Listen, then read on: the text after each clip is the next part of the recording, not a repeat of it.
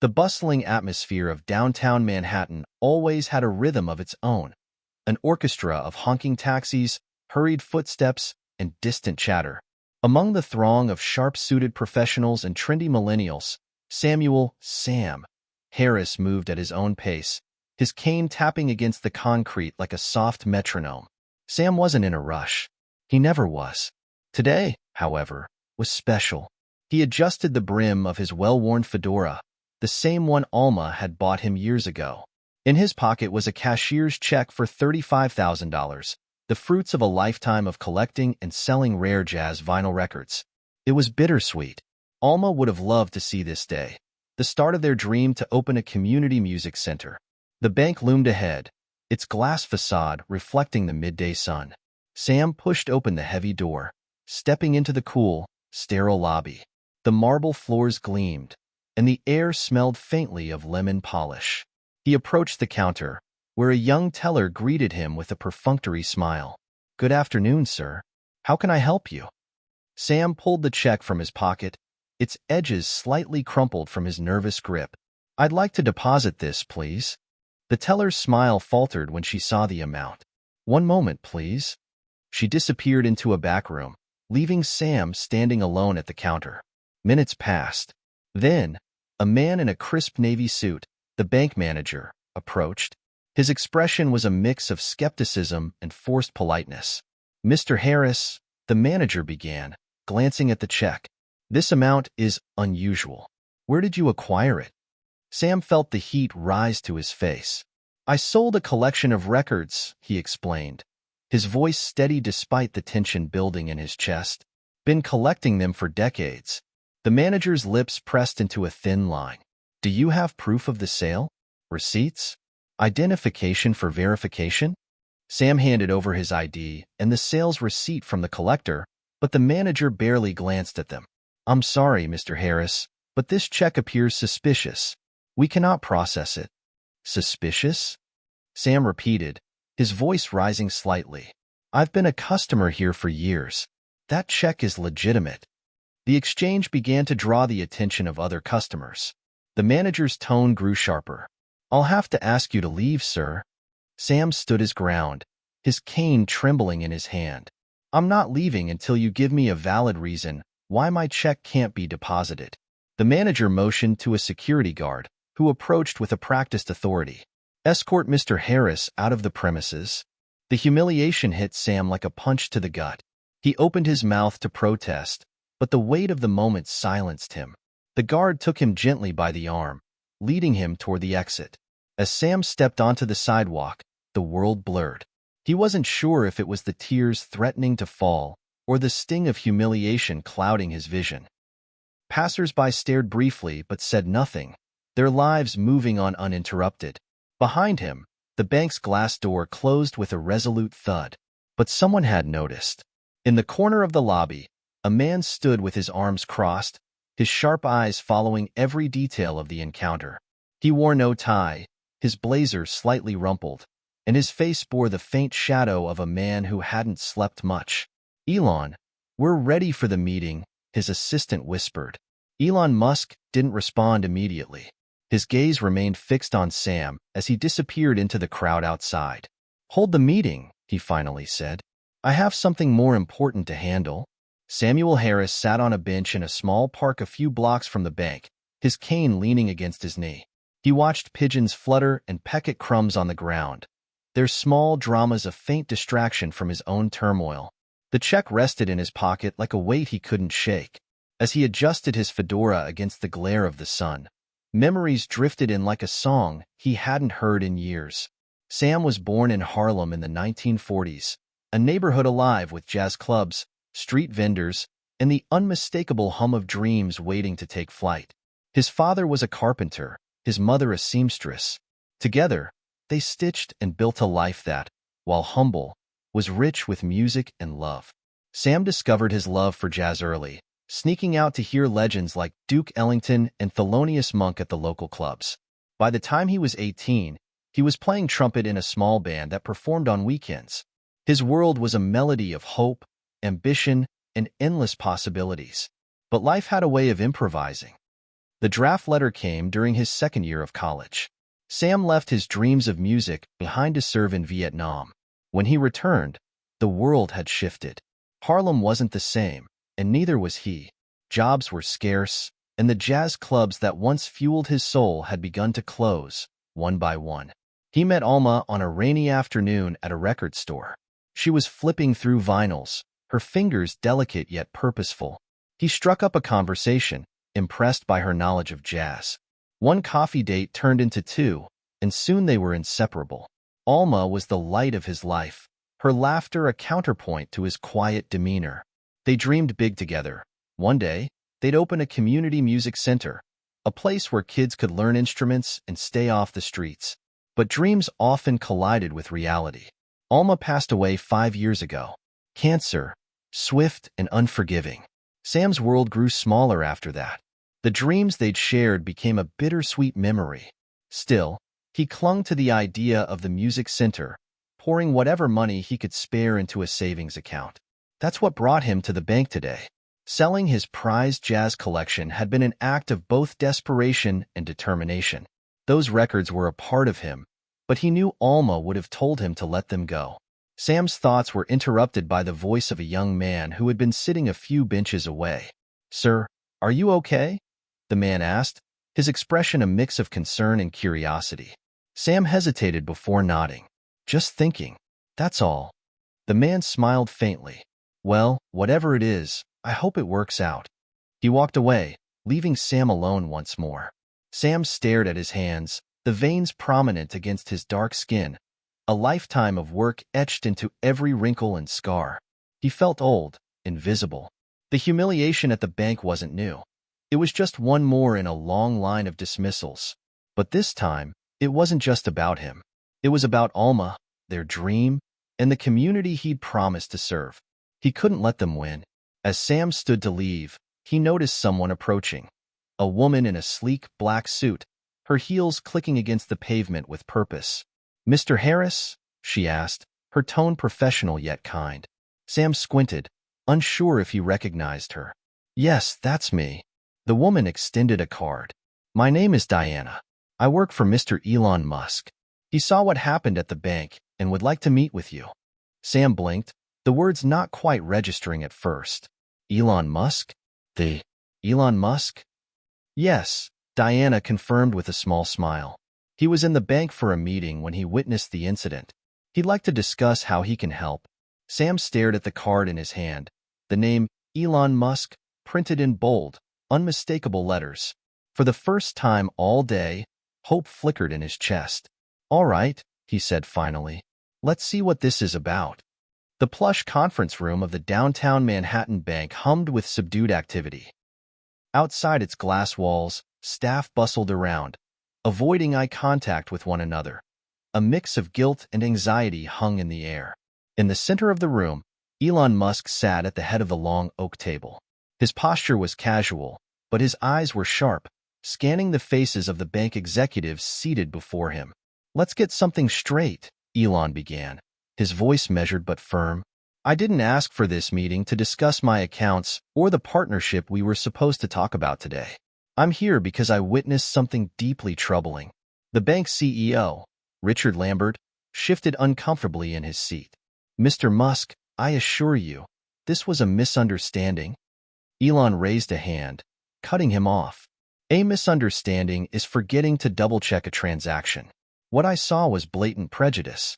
An elderly man, your customer, was thrown out of this bank without dignity or due process. He was treated as though he didn't belong here." "Explain that to me." Lambert glanced at the other executives, who avoided his gaze. He cleared his throat. "We have strict protocols when handling large checks, especially in cases where fraud might be a concern. Did anyone verify the legitimacy of the check?" Elon interrupted, his tone colder now. Lambert hesitated. "Our manager followed standard procedure." Elon leaned forward, his piercing gaze locking onto Lambert. "No, your manager followed prejudice, not procedure. Let me be clear. The man you humiliated today is someone I intend to help, and I won't let this go quietly." The weight of Elon's words filled the room, silencing any further justifications. Meanwhile, Outside the bank, Sam Harris stood in the same park, staring at the card in his hand. Diana, Elon's assistant, had given him directions to the hotel where Elon was staying. But doubts gnawed at him. What would someone like Elon Musk want with him? Was this some kind of PR stunt? He tucked the card into his pocket and turned to leave. But just as he took a step, he remembered Alma. Her voice seemed to echo in his mind, gentle yet firm. Sam, don't ever let anyone tell you that you don't matter. With a deep breath, he hailed a cab. Back in the conference room, Elon stood, signaling the end of the meeting. Fix this, he said simply, his tone leaving no room for negotiation. Your policies, your training, everything. Because if I see something like this happen again, you'll be answering to more than just me. As he left the room, the staff visibly exhaled, the tension slowly dissipating. But Elon wasn't done. He had a plan. The cab ride to the hotel was quiet, the hum of the engine lulling Sam into a trance.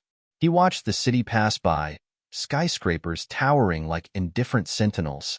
When the cab pulled up to the entrance of the luxurious hotel, Sam hesitated. The doorman opened the door, giving him an encouraging nod.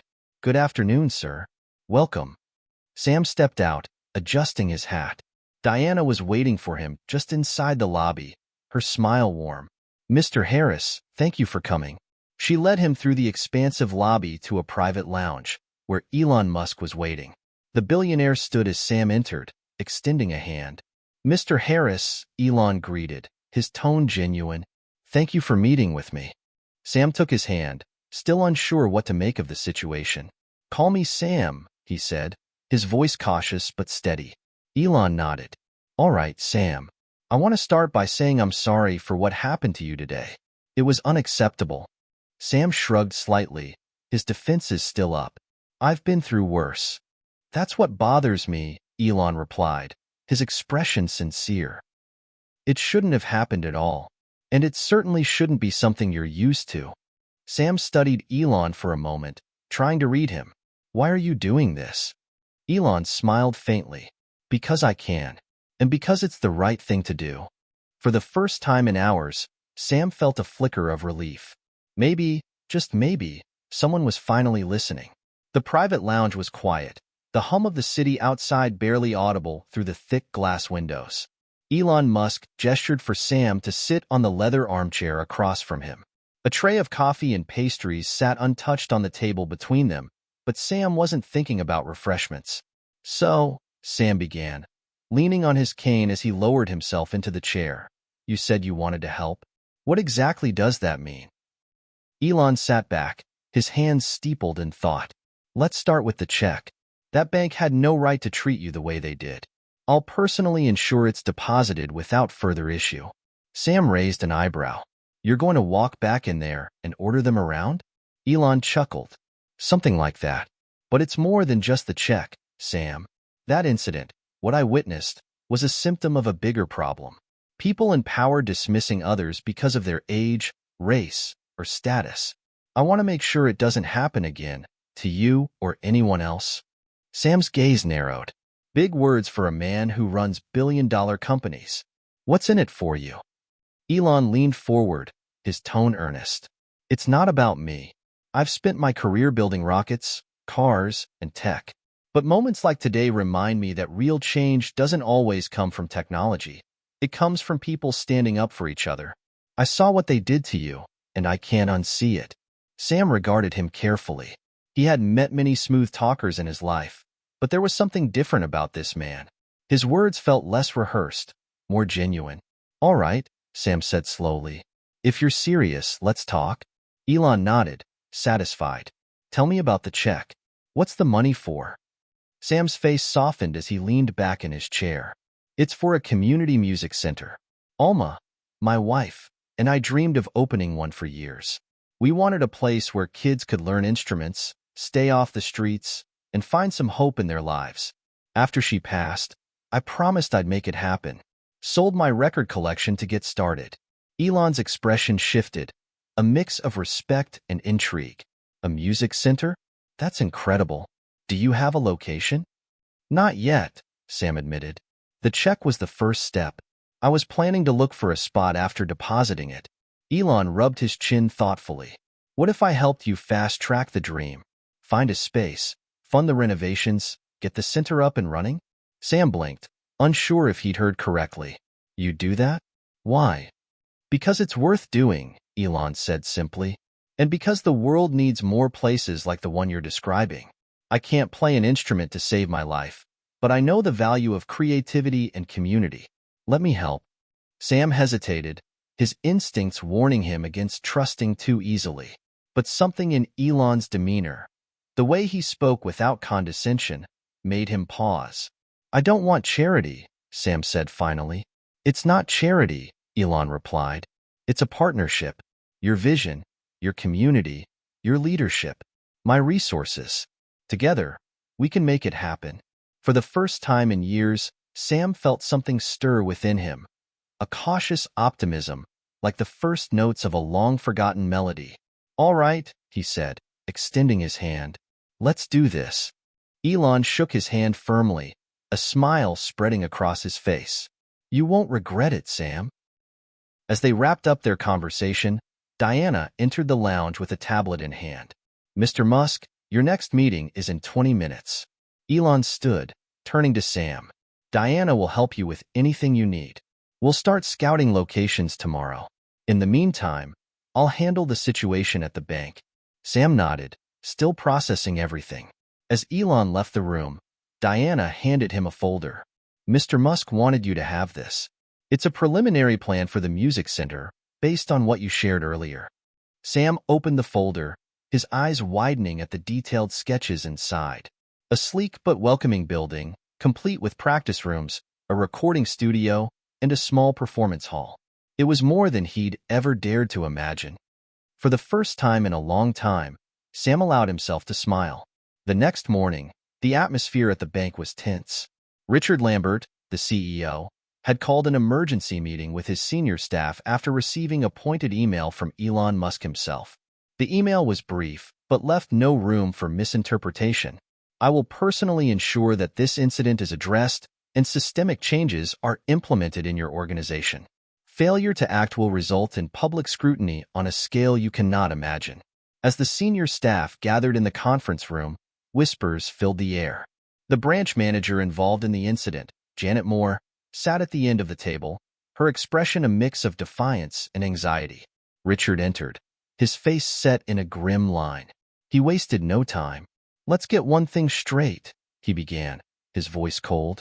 Yesterday's incident was unacceptable.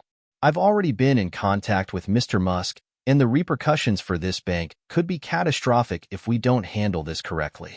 Janet cleared her throat. With all due respect, Richard, I was following protocol. The check was unusually large, and Mr. Harris didn't look. Didn't look like what? Richard snapped, cutting her off. Like someone who could handle a large check? Do you hear yourself? Do you understand what kind of accusations we're facing? Janet flushed, but her lips pressed into a thin line. Richard continued, his tone biting. This isn't just about one incident. It's about the culture we've allowed to fester here. Mr. Musk was right. We've let bias cloud our judgment, and now we're paying the price. One of the senior executives, a woman named Evelyn, raised her hand. What's the plan, Richard? How do we fix this? Richard took a deep breath, his shoulders slumping slightly. First, we're issuing a public apology to Mr. Harris. I'll personally deliver it to him.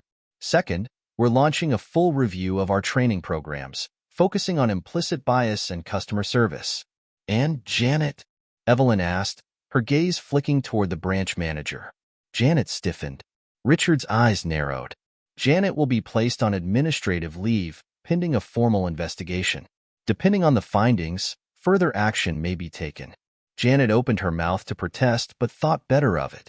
Across town, Sam Harris sat in a coffee shop, flipping through the folder Diana had given him. The plans for the music center were detailed, down to the types of instruments they could stock. He marveled at the thoughtfulness behind it. As he sipped his coffee, his phone buzzed. It was a message from Diana. The bank CEO has requested a meeting with you to formally apologize. Mr. Musk suggests you attend, but the decision is entirely yours. Sam stared at the message for a long moment. A part of him wanted to ignore it, to let the bank stew in their guilt. But another part of him, one that Alma had always nurtured, saw an opportunity. He typed a response. "I'll be there." Later that afternoon, Sam walked into the bank, this time with Diana by his side.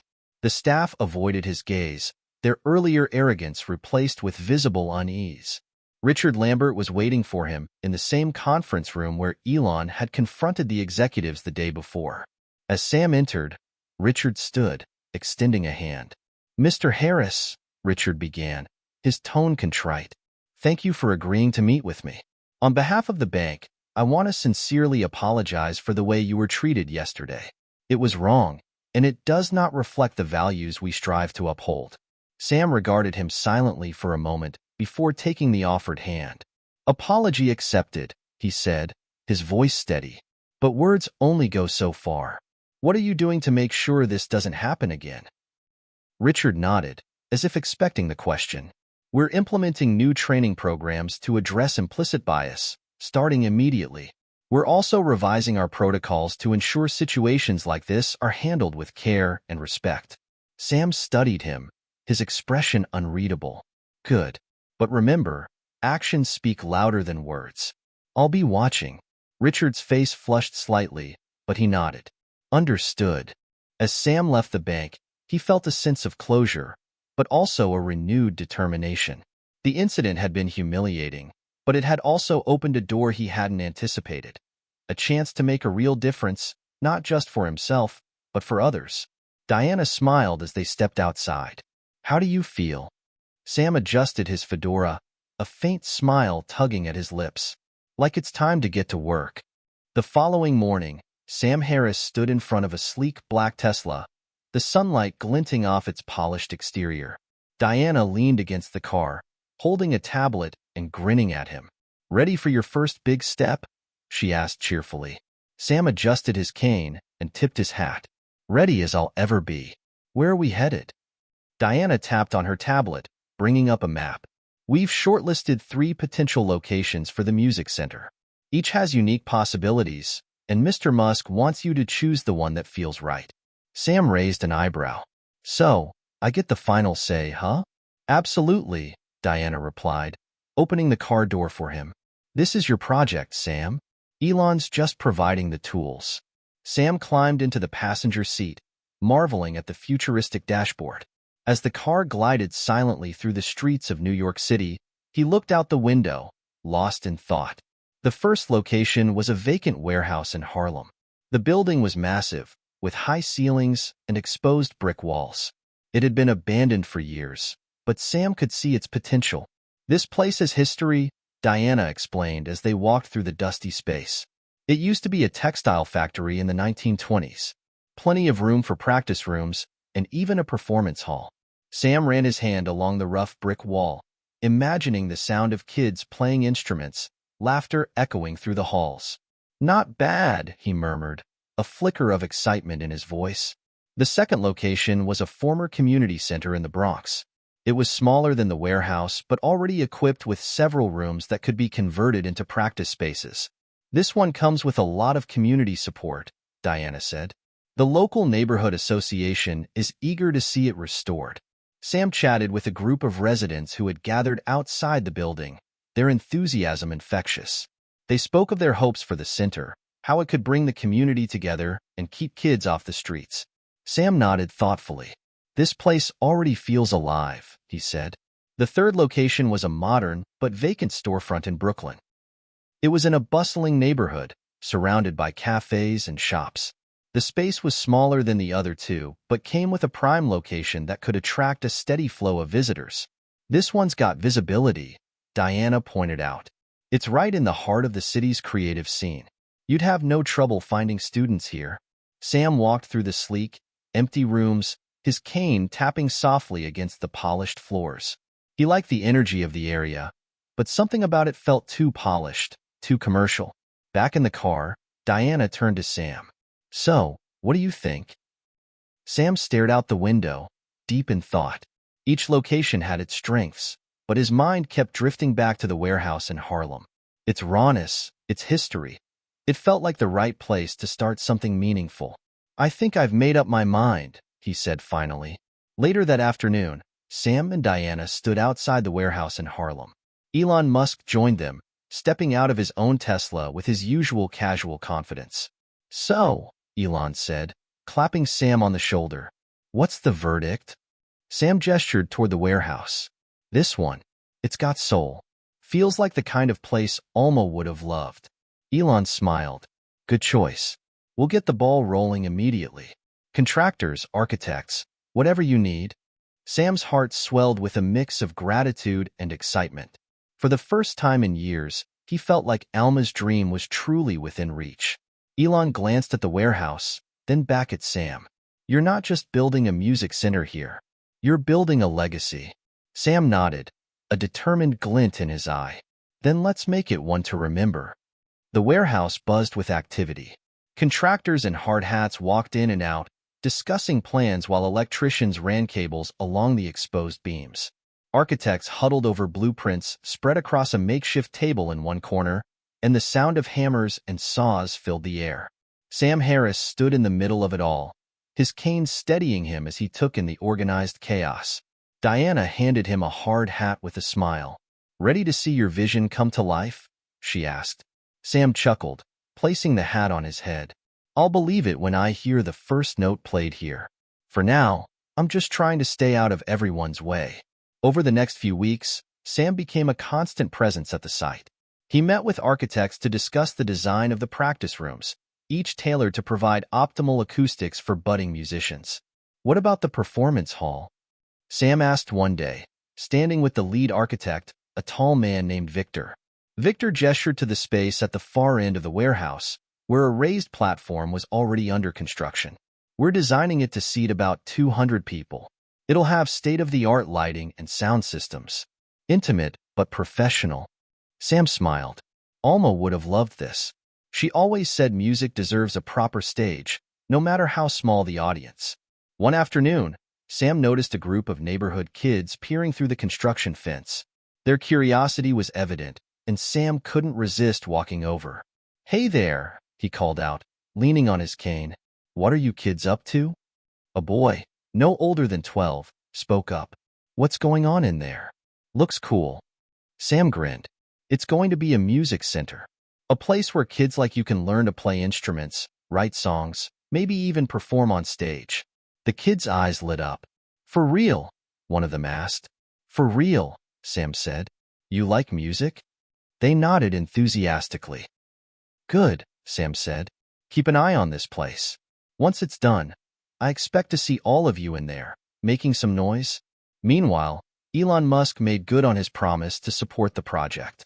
He visited the site regularly, often surprising everyone with his hands-on approach. One day, he arrived wearing jeans and a t-shirt, ready to help with the heavy lifting. Sam watched in amusement as Elon attempted to move a stack of wood planks, only to have a contractor gently take over. "Maybe stick to designing rockets," Sam teased. Elon laughed. "Fair point. But I like to get my hands dirty sometimes. Keeps me grounded." As the weeks turned into months, the warehouse began to transform. The dusty, abandoned space was now a vibrant hub of creativity. The walls were painted in warm, inviting colors, and murals of musical icons adorned the hallways. Instruments donated by sponsors lined the shelves, and the performance hall gleamed with polished wood and stage lights. Sam walked through the completed center one evening, his footsteps echoing softly. He paused in the middle of the performance hall, looking up at the stage. Memories of Alma filled his mind. Her laughter, her passion for music, her unwavering belief in the power of community. "This one's for you, Alma," he whispered. The grand opening was set for the following week, and invitations were sent to the entire community. Word spread quickly, and excitement grew as people anticipated what the center would bring to their neighborhood. Elon and Diana joined Sam in finalizing the preparations. "You nervous?" Diana asked as they stood outside, watching the workers put the finishing touches on the entrance. Sam shook his head, a small smile playing on his lips. "Not nervous. Just ready. It's been a long time coming." Elon clapped him on the shoulder. "You've done something incredible here, Sam. This place is going to change lives." Sam looked at the sign above the entrance, which read, the Alma Harris Music Center.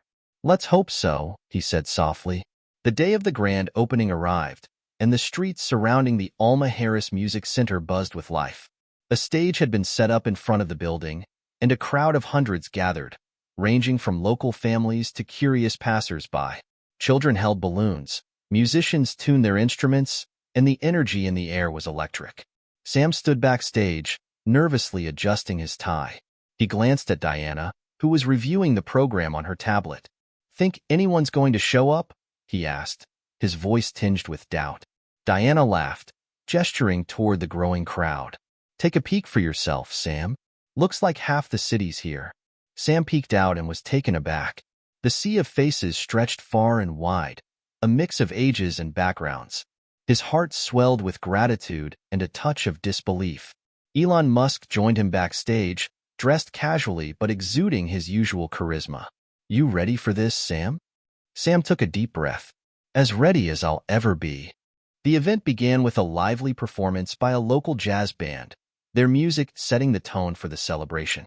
The crowd clapped and swayed to the rhythm, the excitement palpable. When the music ended, Diana took the stage, her smile radiant. "Thank you all for coming," she began. "Today, we celebrate the opening of a place that's more than just a building. It's a dream brought to life, a place where creativity will thrive and music will unite us all. And none of this would have been possible without one man's vision." She turned toward the backstage area. "Please welcome Mr. Sam Harris." The applause was thunderous as Sam stepped onto the stage. For a moment, he was overwhelmed by the sheer magnitude of it all. The crowd, the cameras, the weight of Alma's dream now realized. He cleared his throat and leaned into the microphone. "Thank you," he began, his voice steady but emotional. "Thank you for being here today to celebrate something truly special." Sam paused, his gaze sweeping over the crowd. "This music center isn't just for me. It's for every kid who's ever dreamed of playing an instrument, for every person who's ever felt the power of music to heal and inspire. It's for Alma, my wife, who believed that music could change the world." The crowd was silent, hanging on his every word. Alma used to say that music is the heartbeat of a community. It brings people together, breaks down walls, and speaks when words fail. That's what this place is all about.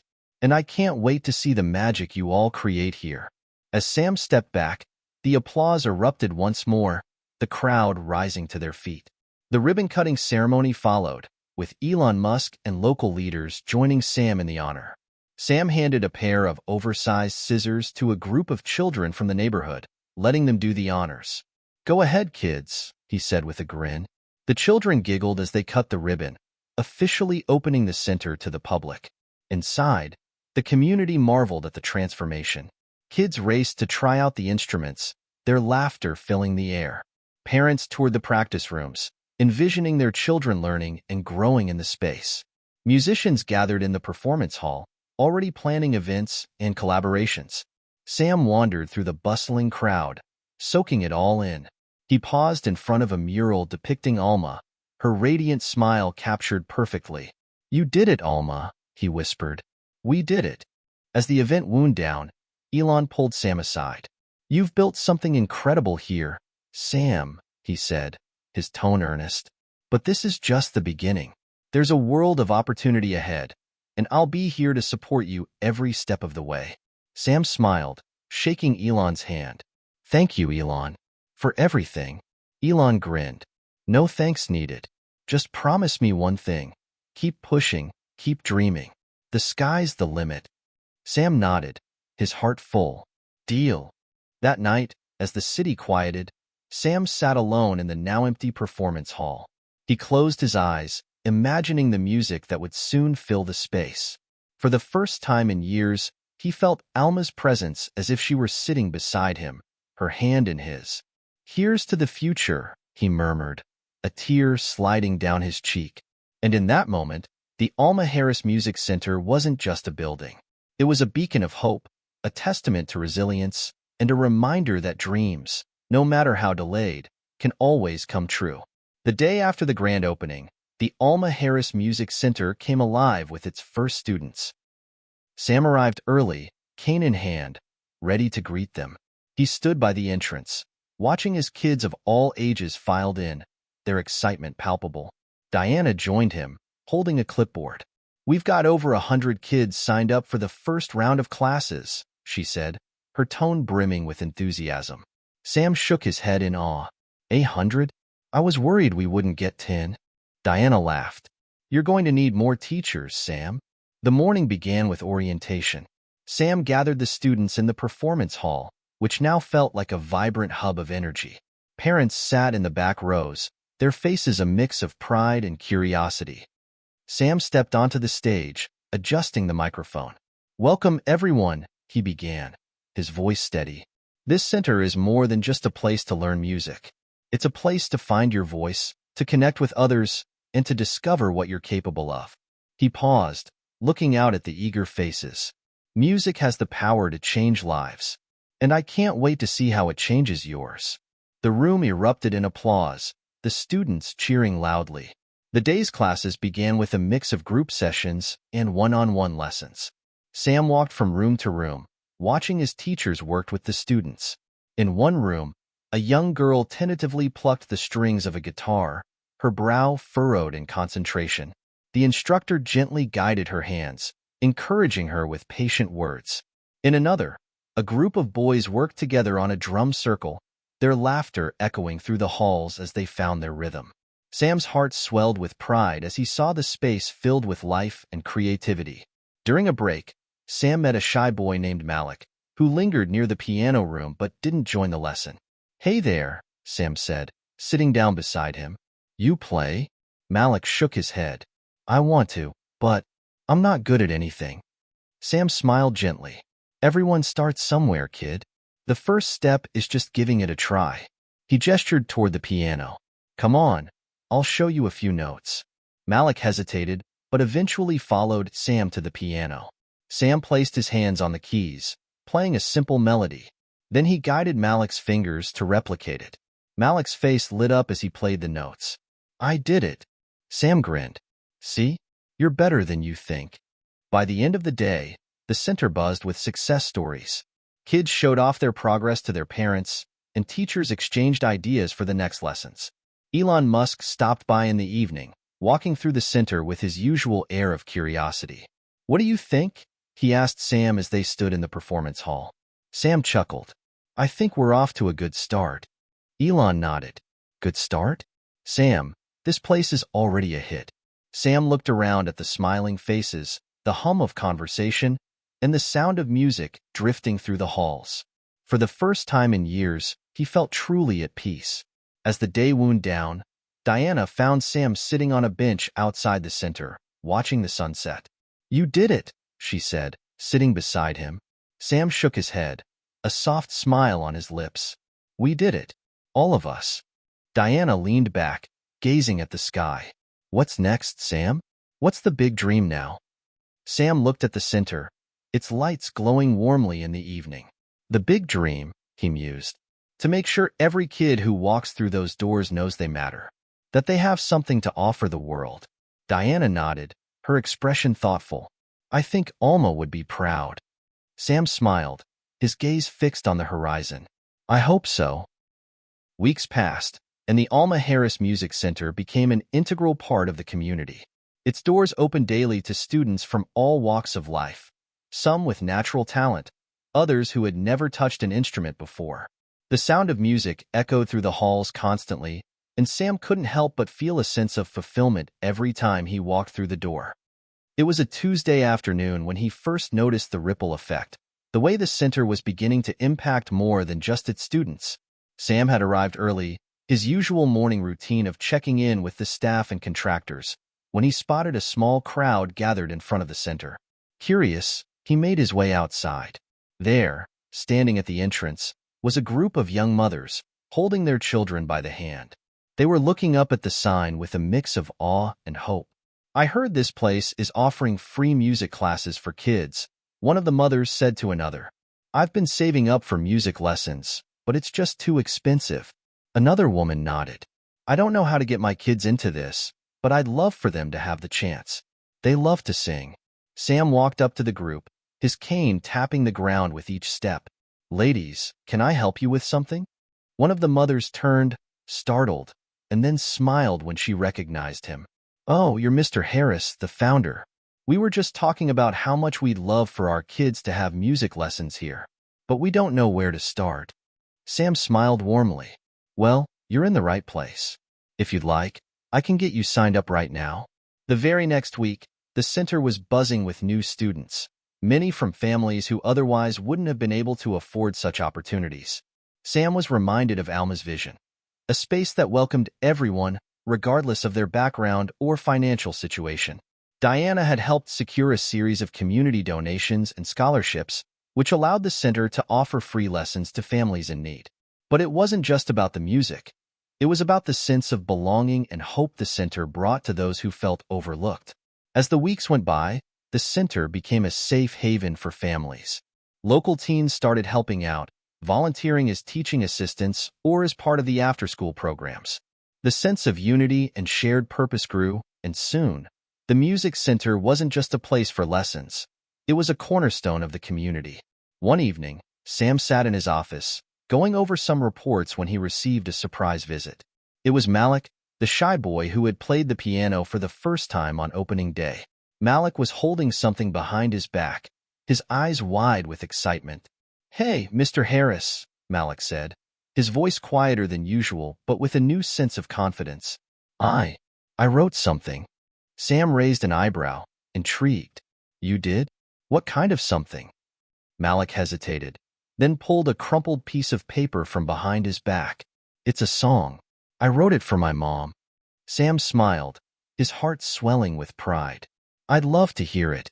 Malik took a deep breath, unfolding the paper. He sat down at the piano, and with tentative fingers, he began to play. The melody was simple but beautiful, the lyrics raw and heartfelt. "I don't know if I've ever said it, but I love you so much. You helped me find my way when I thought I was lost." Sam closed his eyes, letting the music wash over him. The boy who had once been too shy to even touch a piano was now pouring his heart out through his music. Sam couldn't help but feel the magnitude of the moment. This was why the Alma Harris Music Center existed. The next day, Sam shared Malik's song with the center's staff, and Diana had an idea. "Why don't we organize a recital for the kids? Let them perform their songs, their compositions. Show the community the talent we have here." Sam agreed immediately. "Let's make it happen." The recital day arrived, and the performance hall was filled to capacity. Parents, teachers, and community members filled the seats, eager to witness the talent that had flourished at the center. The students lined up backstage, nervously adjusting their instruments and costumes. Malik was among them, still a little shy but radiating a newfound confidence. He found Sam in the crowd. "Mr. Harris, do you think they'll like it?" Malik asked, fidgeting with his sleeve. Sam crouched down beside him, placing a hand on his shoulder. "Malik, I think they're going to love it. Your music speaks from the heart, and that's all that matters." The recital was a triumph. Each student, from the youngest violinist to the teenage rock band, took the stage with pride. Some performed solo, others in groups, but all showed the remarkable progress they'd made. When Malik stood up to play his song, the crowd was completely silent, listening intently as his music filled the hall. By the end of the recital, the room was buzzing with applause, and Sam couldn't help but feel a profound sense of accomplishment. The center had not only helped these kids learn music, it had given them the confidence to share their stories, their dreams, and their talents with the world. Later that evening, as the students and their families filtered out, Sam found himself standing alone in the performance hall once more. The echo of applause still seemed to linger in the air. He closed his eyes, taking a moment to savor the success of the evening. He'd built more than just a music center. He'd built a place where dreams were born, where voices were found, and where the community could come together to support one another. "Alma, look at what we've done," he whispered, his heart full. As the weeks passed, the Alma Harris Music Center continued to grow in both reputation and impact. Local schools began sending their students for field trips, and even the city's press took notice. It was beginning to feel like the center had become a beacon of hope, a place where talent could be nurtured and dreams could take flight. But as with any venture that grows too quickly, so did the challenges. One rainy afternoon, just as the center was wrapping up its afternoon classes, Sam received an unexpected phone call. "Mr. Harris, we need you to come to the front." The receptionist's voice crackled through the line. "There's someone here to see you. Says he's from the city council." Sam furrowed his brow. He hadn't been expecting any meetings with city officials, but he made his way to the front lobby, nonetheless. When he arrived, he was met by a tall man in a dark suit, his expression serious but not unfriendly. The man extended his hand. "Mr. Harris, I'm Councilman David Turner. I've heard a lot about the work you're doing here, and I wanted to personally come by and have a word." Sam shook his hand. "Nice to meet you, Councilman Turner. What brings you here today?" Turner's eyes scanned the lobby, where kids were laughing and chatting, some showing off their musical skills on the piano in the corner. He seemed to appreciate the positive energy. "I'll get straight to the point," Turner said. "We've been considering allocating more funds for community programs like this one. The city could certainly use more centers like yours, and it seems like you've built something special here." Sam nodded, waiting for the catch. There was always a catch. "However," Turner continued, his tone shifting slightly, "there are some concerns. Some of the board members feel that the center is growing too fast, too soon. We've heard complaints about overcrowding, noise, and the strain on local resources. Some are even questioning if you're equipped to handle this kind of growth." Sam's heart sank. He had worked so hard to create a safe space for the community, but he could see where Turner was coming from. The center was, indeed, busier than he had ever anticipated. And while the space was large, it wasn't limitless. "I understand," Sam said, trying to maintain his composure. "But I assure you, this is a good thing. The center is bringing value to the community. We've seen kids who were struggling in school suddenly finding their confidence through music. I've watched parents tear up when they see their children perform for the first time." Turner held up his hand, signaling for Sam to pause. "I'm not saying it's not valuable," he said, "but the city's resources are finite. We need to make sure the funding isn't stretched too thin. So, I'm here to suggest that we consider scaling back the growth a bit. Maybe limit the number of students we accept for the next few months, at least until we can catch up with the demand." Sam's pulse quickened. Scaling back was the last thing he wanted. He had seen firsthand how much this place meant to the families who had discovered it. "I can't scale back, Councilman," Sam said, his voice firm. "If anything, we need to expand. The need is greater than ever."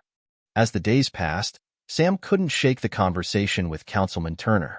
He knew that politics and city budgets were complicated, but this felt like a personal attack on the very heart of the center's mission. The situation weighed heavily on him as he walked through the center one evening after hours. The building was quiet now, only the faint sound of a piano drifting from one of the practice rooms. Sam couldn't help but feel the walls of the center closing in on him. What if they couldn't secure more funding?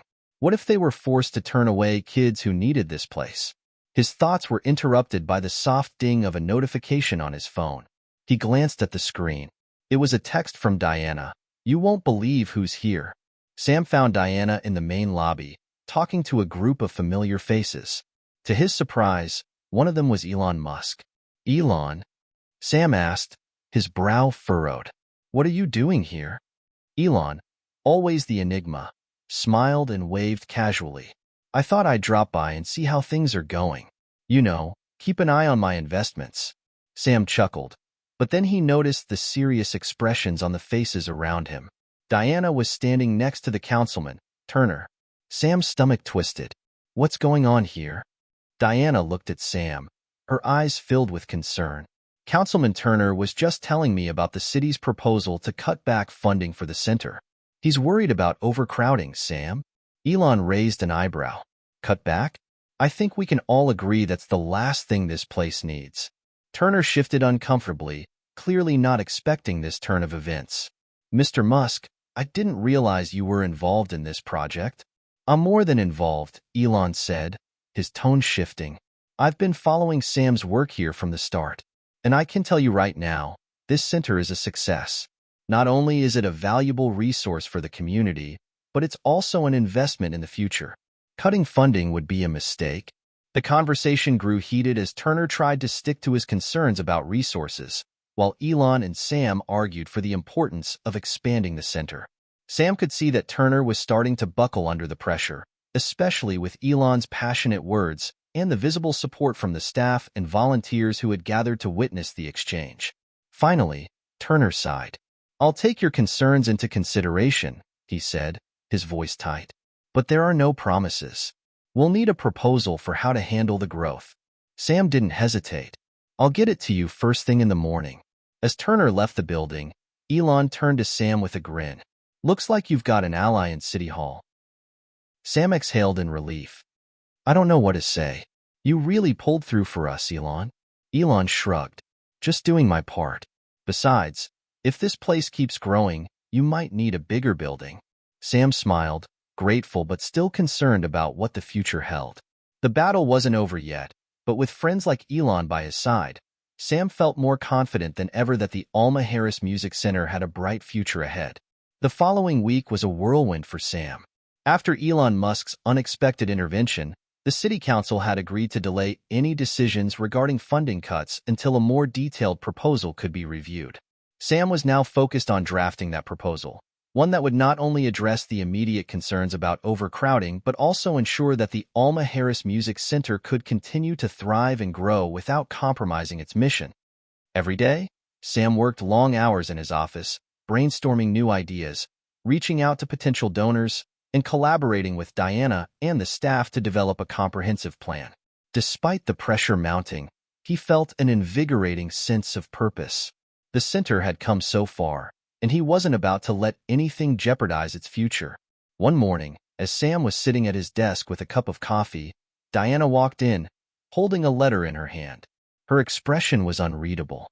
"Sam, I think you should see this," she said, handing him the envelope. Sam took it from her, noting the official city seal on the front. As he opened it, he began to read. It was a letter from the city council, requesting a meeting to discuss the future of the music center. His stomach tightened. While it didn't directly imply that they were going to cut funding, the timing and tone left little room for doubt. "You don't think they're going to shut us down, do you?" Diana asked, her voice filled with concern. "I don't know, but we can't afford to be passive," Sam replied, trying to steady his nerves. "We need to make our case and show them why we're worth investing in. It's not just about music, it's about the community." The day of the meeting arrived, and Sam, Diana, and a few key staff members gathered at City Hall. As they sat in the waiting room, Sam couldn't help but feel a mix of nerves and determination. The stakes were high, and he knew that this meeting could determine the future of the center. As the doors opened and they were ushered into the council's chambers, Sam felt the weight of the moment. The council members sat behind a long table, their expressions serious as they reviewed their notes.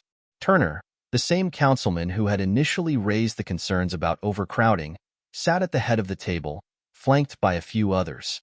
"Mr. Harris," Turner began, his voice impassive, "we've reviewed the materials you submitted, and we appreciate the work you've put into this proposal."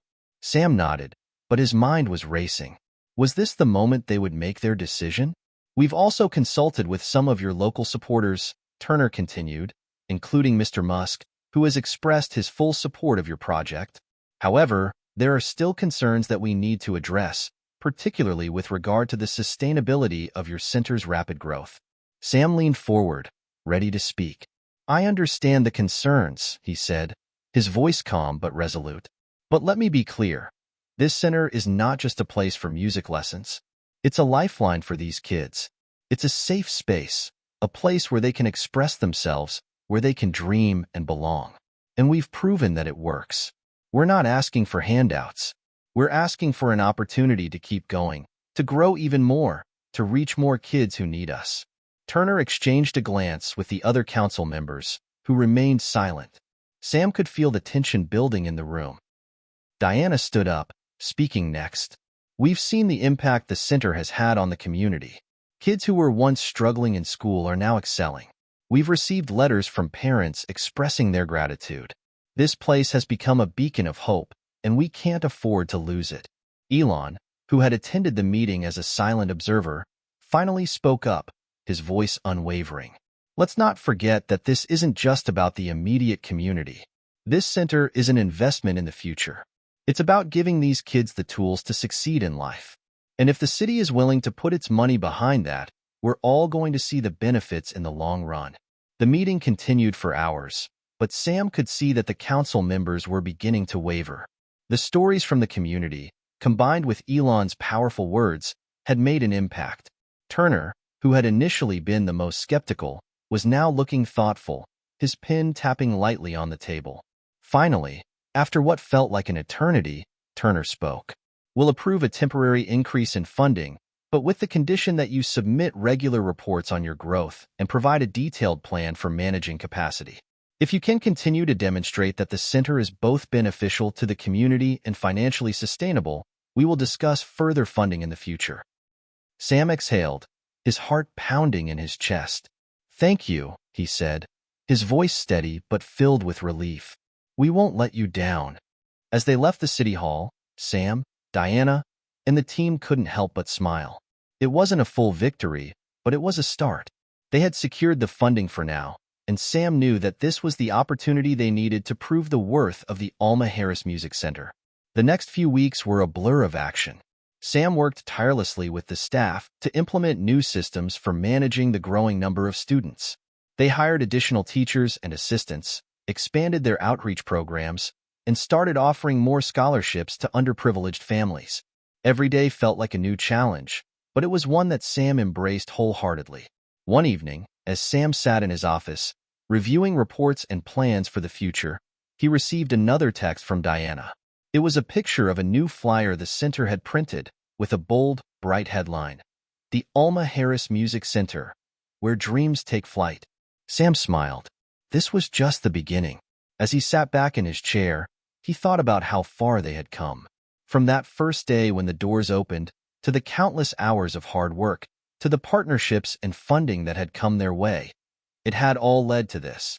The Alma Harris Music Center was thriving, and Sam knew that as long as they continued to fight for the kids, to fight for the community, there was no limit to what they could achieve.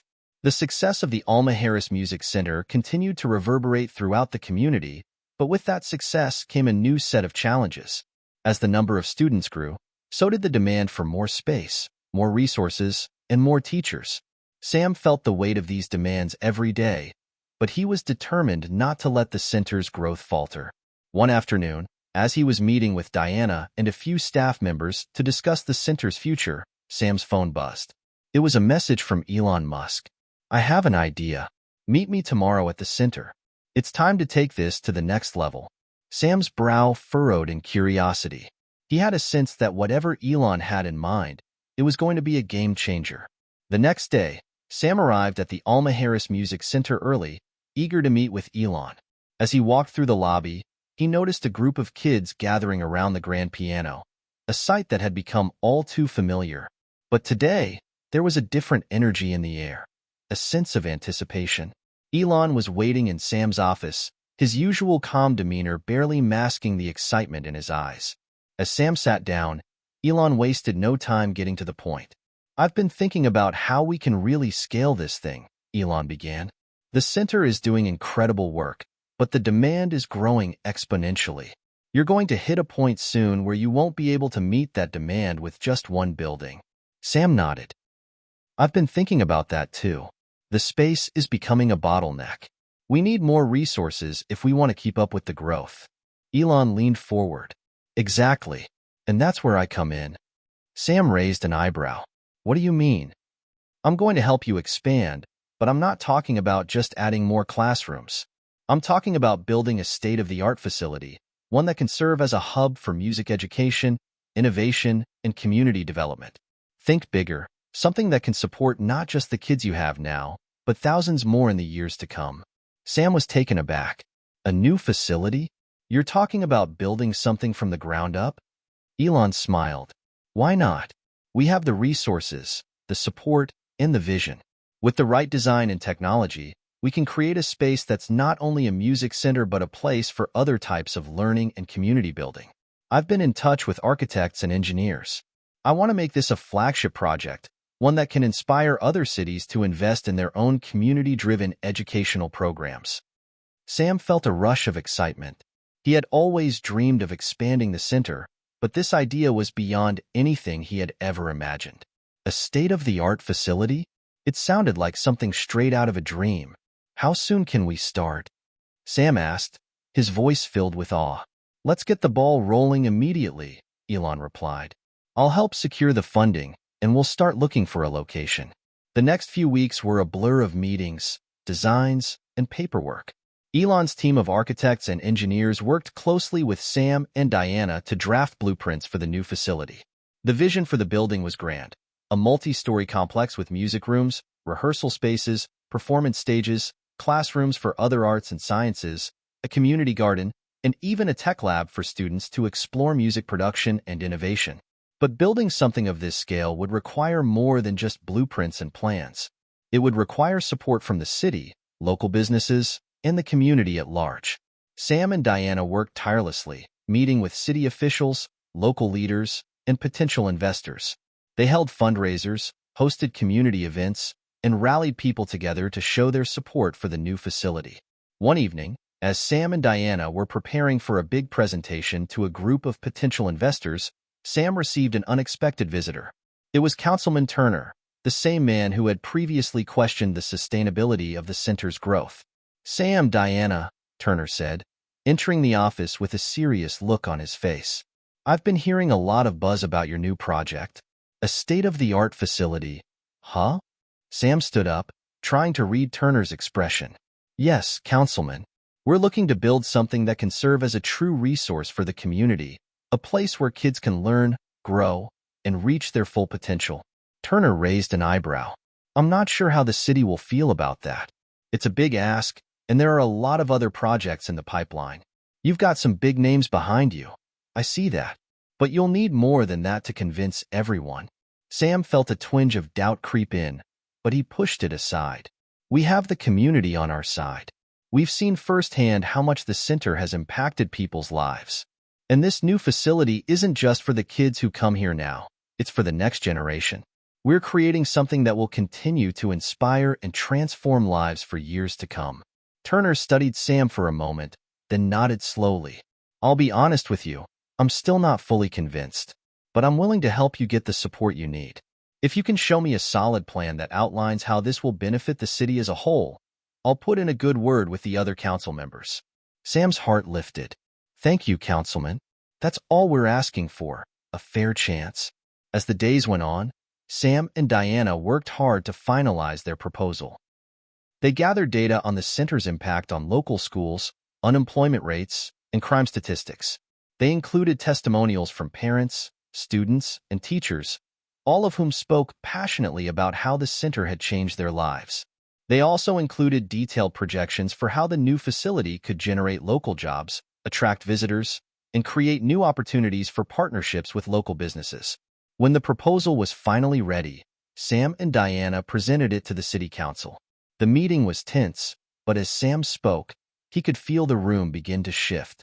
The passion in his voice, the conviction in his words, it was impossible for anyone to ignore the power of what they were building. By the end of the meeting, Councilman Turner stood up and gave a slow clap. I'm convinced, he said. The city is on board. The news spread like wildfire. The Alma Harris Music Center was officially expanding, thanks to the combined efforts of Sam, Diana, Elon, and the community. The city had approved the new facility, and plans were already in motion.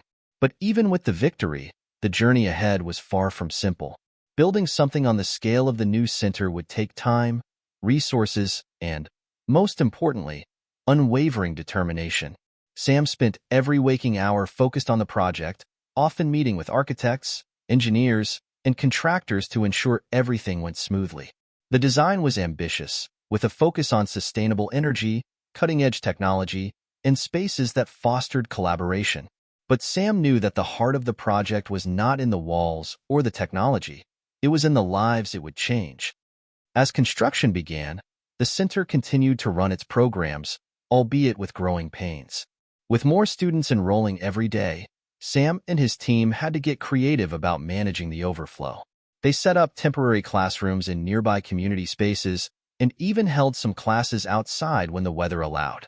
The staff worked overtime to keep everything running as efficiently as possible. Diana had taken on a larger role, helping Sam oversee the day-to-day operations while also managing the community outreach efforts. The Alma Harris Music Center was becoming a household name in the city, and Diana's tireless work had become instrumental in making sure the center's impact reached as many people as possible. One day, as Sam was going over construction plans, Diana burst into his office with a huge grin on her face. "Sam, you won't believe it," she said, barely able to contain her excitement. Sam looked up from the blueprints, his curiosity piqued. "What happened?" "We've got a big donation coming in," she said, waving a letter in the air. "One of the local tech companies wants to contribute to the new facility. They're offering a substantial sum to help fund the music tech lab." Sam's heart skipped a beat. "This is huge, Diana. This could take the tech program to the next level." The donation was a game changer. The tech lab would not only allow students to explore music production and engineering, but it would also introduce them to the world of digital innovation. It was a key component of Sam's vision for the center, a place where creativity and technology intersected, giving young people the tools to thrive in an ever-evolving world. Despite the positive momentum, not everything was easy. One afternoon, Sam received a call from a local reporter. The city was in the midst of a budget crisis, and there were growing concerns about funding for the new facility. Some critics argued that the city couldn't afford such an ambitious project, especially in the face of rising costs and a tightening economy. Sam knew this was coming. When something as big as the new music center was in the works, there would always be opposition. But he wasn't about to let this setback derail their progress. He called a meeting with his core team, including Diana, to discuss how they could respond. "We need to make it clear that this project is an investment, not an expense," Sam said, pacing the room. "We've already seen how much good this center has done for the community.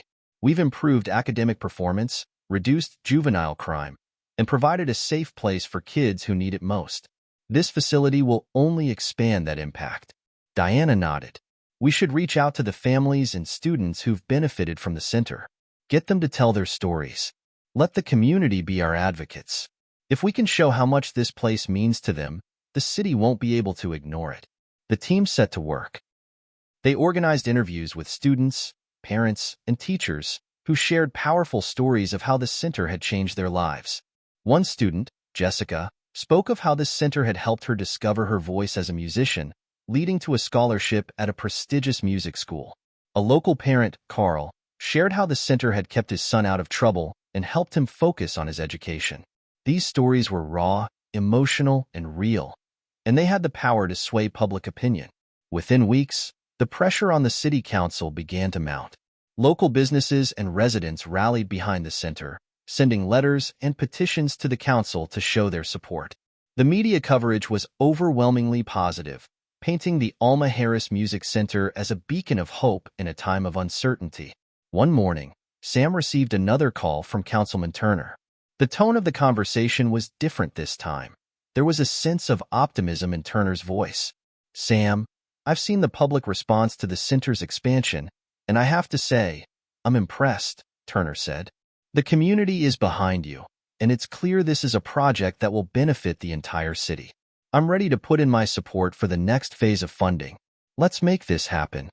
Sam's heart swelled with gratitude. "Thank you, Councilman. This means more than you know." With the council's backing secured, the project moved into the next phase. The foundation for the new facility was poured, and the frame of the building began to take shape. Sam and Diana walked the construction site regularly, imagining the day when the building would be complete and filled with students, teachers, and the buzz of creativity.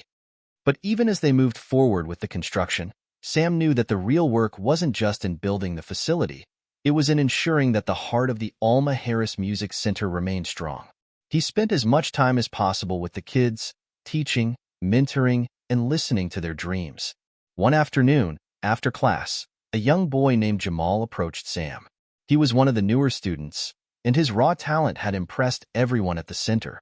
"Mr. Harris," Jamal said shyly, "I just wanted to thank you for giving me a chance. I don't know where I'd be without this place." Sam smiled, his heart full. "Jamal, you're the reason we do this. You're the future, and I'm glad to be a part of your journey." As Jamal walked away, Sam stood for a moment, watching him. The impact of the center wasn't just in the building or the programs. It was in the lives of the kids who walked through its doors every day. As the months passed, the new Alma Harris Music Center took shape. The steel skeleton of the building stood tall, a symbol of hope and determination in the heart of the city. Sam and Diana spent every possible moment at the site, overseeing progress and working with contractors to ensure every detail was in place. The vision they had started with was now becoming a reality. Soon, this facility would serve as a cornerstone for the community, offering not just music education but a pathway to new opportunities for everyone who walked through its doors. But despite the excitement, Sam couldn't help but feel a growing sense of pressure. The facility was ambitious, and the expectations were high. He wanted it to succeed, not just for himself or for the center, but for the kids who depended on it. The stakes had never felt higher. One morning, Sam received an unexpected phone call from Elon Musk. The timing couldn't have been better. The grand opening of the new facility was just a few weeks away.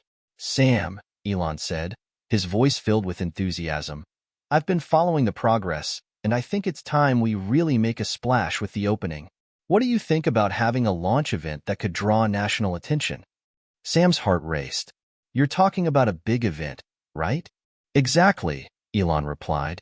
"Something that brings the media, influencers, community leaders, people who can help shine a spotlight on the impact this center is going to have. We need to make this the moment where everyone realizes the power of investing in education and the arts. I can help with the logistics, and I'm sure we can bring in some big names." Sam's mind was spinning.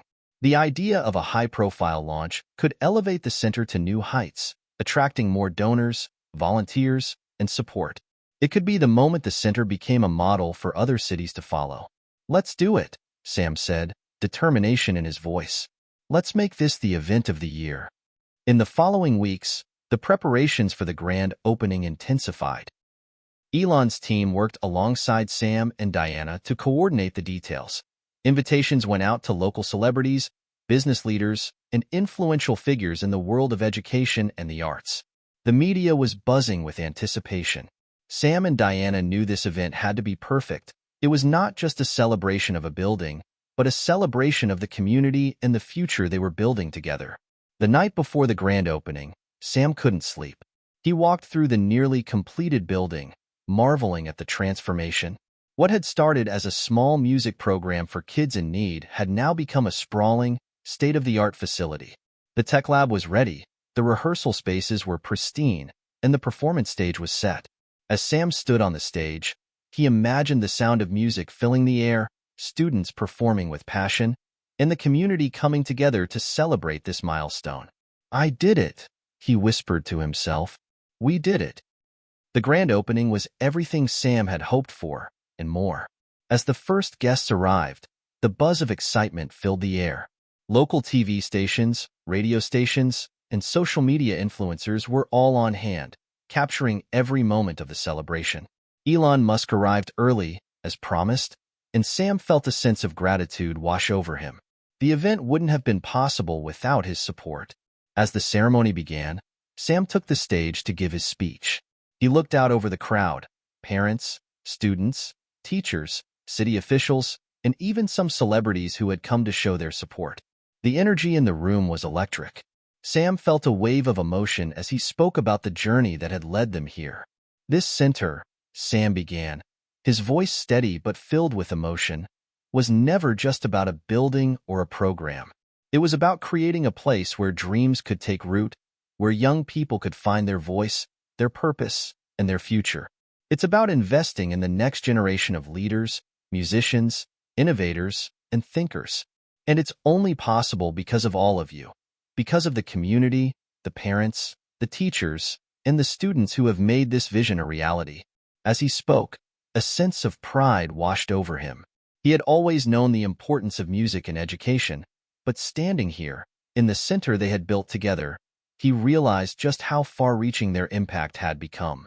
The crowd applauded, and then it was time for the ribbon cutting. Elon Musk, Sam, Diana, and Councilman Turner all stood together, scissors in hand, as the crowd watched eagerly. With a snip, The ribbon was cut, and the new Alma Harris Music Center was officially open for business. The celebration continued throughout the day, with tours of the facility, performances by local musicians, and speeches from influential leaders. The music filled the air as students showcased their talent, and the energy in the room was palpable. It was clear that the Alma Harris Music Center was not just a space for music. It was a place where lives were being changed and the future was being shaped. Later in the evening, as the event wound down, Sam found himself standing outside the building, looking up at the lights illuminating the new facility. It was everything he had ever dreamed of and more. But as he took in the sight, he knew that this was just the beginning. There was so much more work to do, so many more students to reach, and so many more lives to transform. Tomorrow, we get to work, Sam muttered to himself, a smile tugging at the corners of his lips. He was ready for whatever came next. Back inside, Elon walked up to Sam, a rare, sincere smile on his face. "You did it, Sam. This is just the start of something incredible." Sam nodded. "It's not just about the center. It's about the people who believe in it. This is their victory, too." Elon clapped Sam on the back. "You're right. And we'll continue to make sure it's a success." As the last guests left and the lights of the city twinkled in the distance, Sam stood in the doorway of the Alma Harris Music Center, feeling a deep sense of accomplishment. The journey had been long, full of struggles and setbacks, but now, the future was brighter than ever. And as he watched the stars twinkle in the night sky, Sam knew that the center had the power to change the world, one student at a time. The weeks following the grand opening were a whirlwind. The buzz surrounding the Alma Harris Music Center had spread far beyond the local community, drawing the attention of national media outlets, educational organizations, and influential individuals from all corners of the world. Sam's dream was no longer just a vision. It was a beacon for what was possible when a community came together to support its future. With the new facility open, enrollment skyrocketed. Students from all walks of life flooded through the doors, eager to take part in the programs offered by the center. Sam, Diana, and the staff were stretched thin, but they were energized by the overwhelming response. It felt as though they had created something that people were hungry for, a place of opportunity, creativity, and possibility.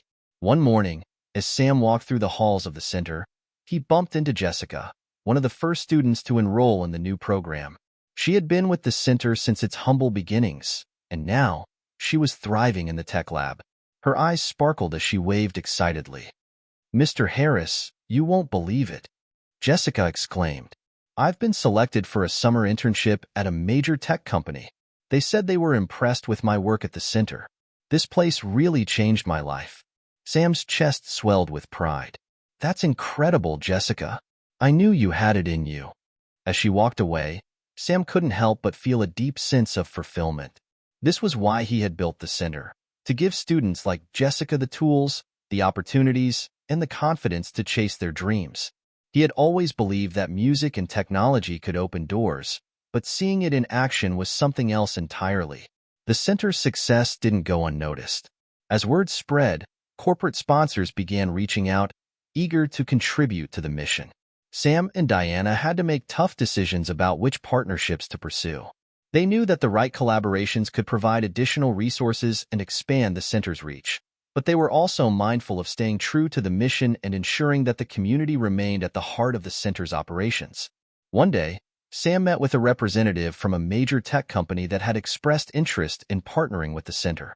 The company's offer was tempting: new equipment, funding for scholarships, and access to a network of professionals who could provide mentorship to students. But as they discussed the details, Sam found himself questioning whether it was the right move. "I know this partnership could open doors for the center," Sam said, "but I don't want us to lose sight of what makes this place special. It's about the kids and the community, not just the money or the shiny new tech." The representative nodded, understanding Sam's concerns. "We hear you, Sam. We want to support what you've built here. If we move forward, we'll make sure the partnership aligns with your vision." Sam sat back in his chair, weighing the options. The decision wasn't easy, but he knew that whatever direction they chose, they had to remain focused on their core mission: empowering students through music, technology, and education. Meanwhile, Diana was working overtime to manage the center's expansion.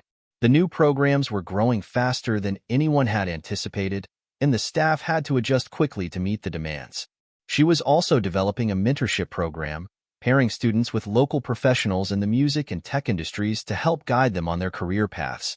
The idea was to give students access to real-world experiences and connections that could help them succeed long after they left the center. One afternoon, as Diana worked through a stack of paperwork, she received a call from Elon Musk. The timing couldn't have been more perfect. With the center's expansion reaching new heights, Elon was keen on discussing how they could continue to elevate the center's visibility and impact. "Sam's done an incredible job," Elon said, his voice filled with enthusiasm. "But I think it's time to take things global. The center has the potential to become a model for other communities. Why not bring the concept to other cities, maybe even other countries?" Diana listened carefully, intrigued by the idea. "You're talking about creating a network of music centers, like a global chain?" "Exactly," Elon replied. "With the success you've had in this city, there's no reason why this model couldn't be replicated elsewhere. We could work with local communities to create similar centers in underserved areas, each tailored to the specific needs of the region. It's about scaling the impact." Diana took a deep breath, processing the enormity of the suggestion. A global network of music centers? It was an ambitious idea, but the potential for positive change was enormous. "I'll talk to Sam about it," Diana said. "This could be the next step in realizing the full potential of what we've built." That evening, Sam and Diana sat down to discuss the possibility of expanding the center's reach. The idea of creating a global network was both exciting and daunting. It meant more resources, more logistics, and the responsibility of ensuring that each new center stayed true to the mission that had made the original Alma Harris Music Center so successful. "We've built something amazing here," Sam said, his voice thoughtful. "But it's hard to ignore the impact we could have on a larger scale. Imagine how many more kids we could reach, how many more communities we could change." Diana nodded. "I agree, but it's going to take a lot of work to make sure we're not losing sight of what matters. This is a huge undertaking, and we need to be strategic." The two of them spent hours discussing the logistics, the potential challenges, and the resources required to make this dream a reality. They both knew that it would take time, but they were willing to fight for it. "We'll need to make sure that each new center has the same heart as the one we built here," Sam said. "And that starts with choosing the right people to run them." Diana smiled. "We'll make it happen, Sam. We've already overcome so much. This will be just another chapter in the journey." As the days passed, the Alma Harris Music Center continued to flourish. The community was stronger than ever, and the ripple effect of its success was spreading far beyond the city's borders. The idea of expanding to other cities, then to other countries, was no longer a far-off dream. It was a real possibility. Sam and Diana knew that the work they were doing wasn't just about building a music center. It was about creating a movement. And as Sam looked out over the center one evening, watching the students practice their music and collaborate with one another, he knew that the future was bright. The ripple effect had already begun, and it was only just starting to reach its full potential. The concept of expanding the Alma Harris Music Center into a global network had ignited a spark in Sam and Diana. They had always believed in the transformative power of music and education, but now, the opportunity to bring that belief to communities around the world was a new frontier, one that they knew would require vision, persistence, and unwavering commitment. The first step in their plan to scale the Alma Harris Music Center was to gather a team of like-minded individuals who shared their passion and understood the unique challenges that came with creating such a global initiative. It wasn't just about building new facilities or acquiring funding. It was about ensuring that each new center would be deeply rooted in the values that made the original center so successful: community, mentorship, and creativity. Sam and Diana spent countless hours drafting proposals, meeting with potential investors, and forging partnerships with organizations that could help bring the vision to life. They knew the path ahead would be filled with obstacles, bureaucratic red tape, logistical challenges, and the complexities of managing multiple centers across different countries. But they were determined to make it work. One day, Sam sat in his office, staring at a map of the world. He traced his finger across different continents, imagining Alma Harris music centers in cities that had never seen the kind of opportunities he was offering back home. Could they really do it?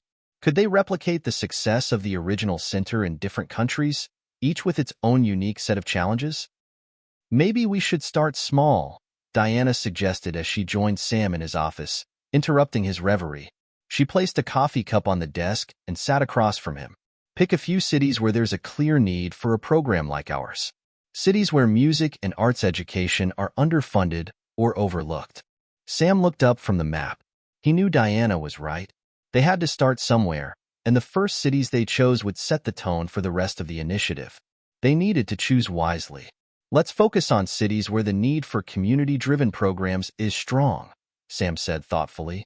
Places with an underserved population, but also cities with a rich cultural history. A place where music can truly thrive. Diana nodded, her eyes gleaming with determination. We'll make sure that the centers aren't just replicas of the original. They'll be tailored to each community's needs, but the heart of the program, the mentorship, the focus on music and technology, will remain the same. With a plan in place, Sam and Diana reached out to several cities around the world: Johannesburg, South Africa, Rio de Janeiro, Brazil, and Cairo, Egypt. They carefully selected these locations based on their potential for growth, the need for arts education, and their rich musical traditions.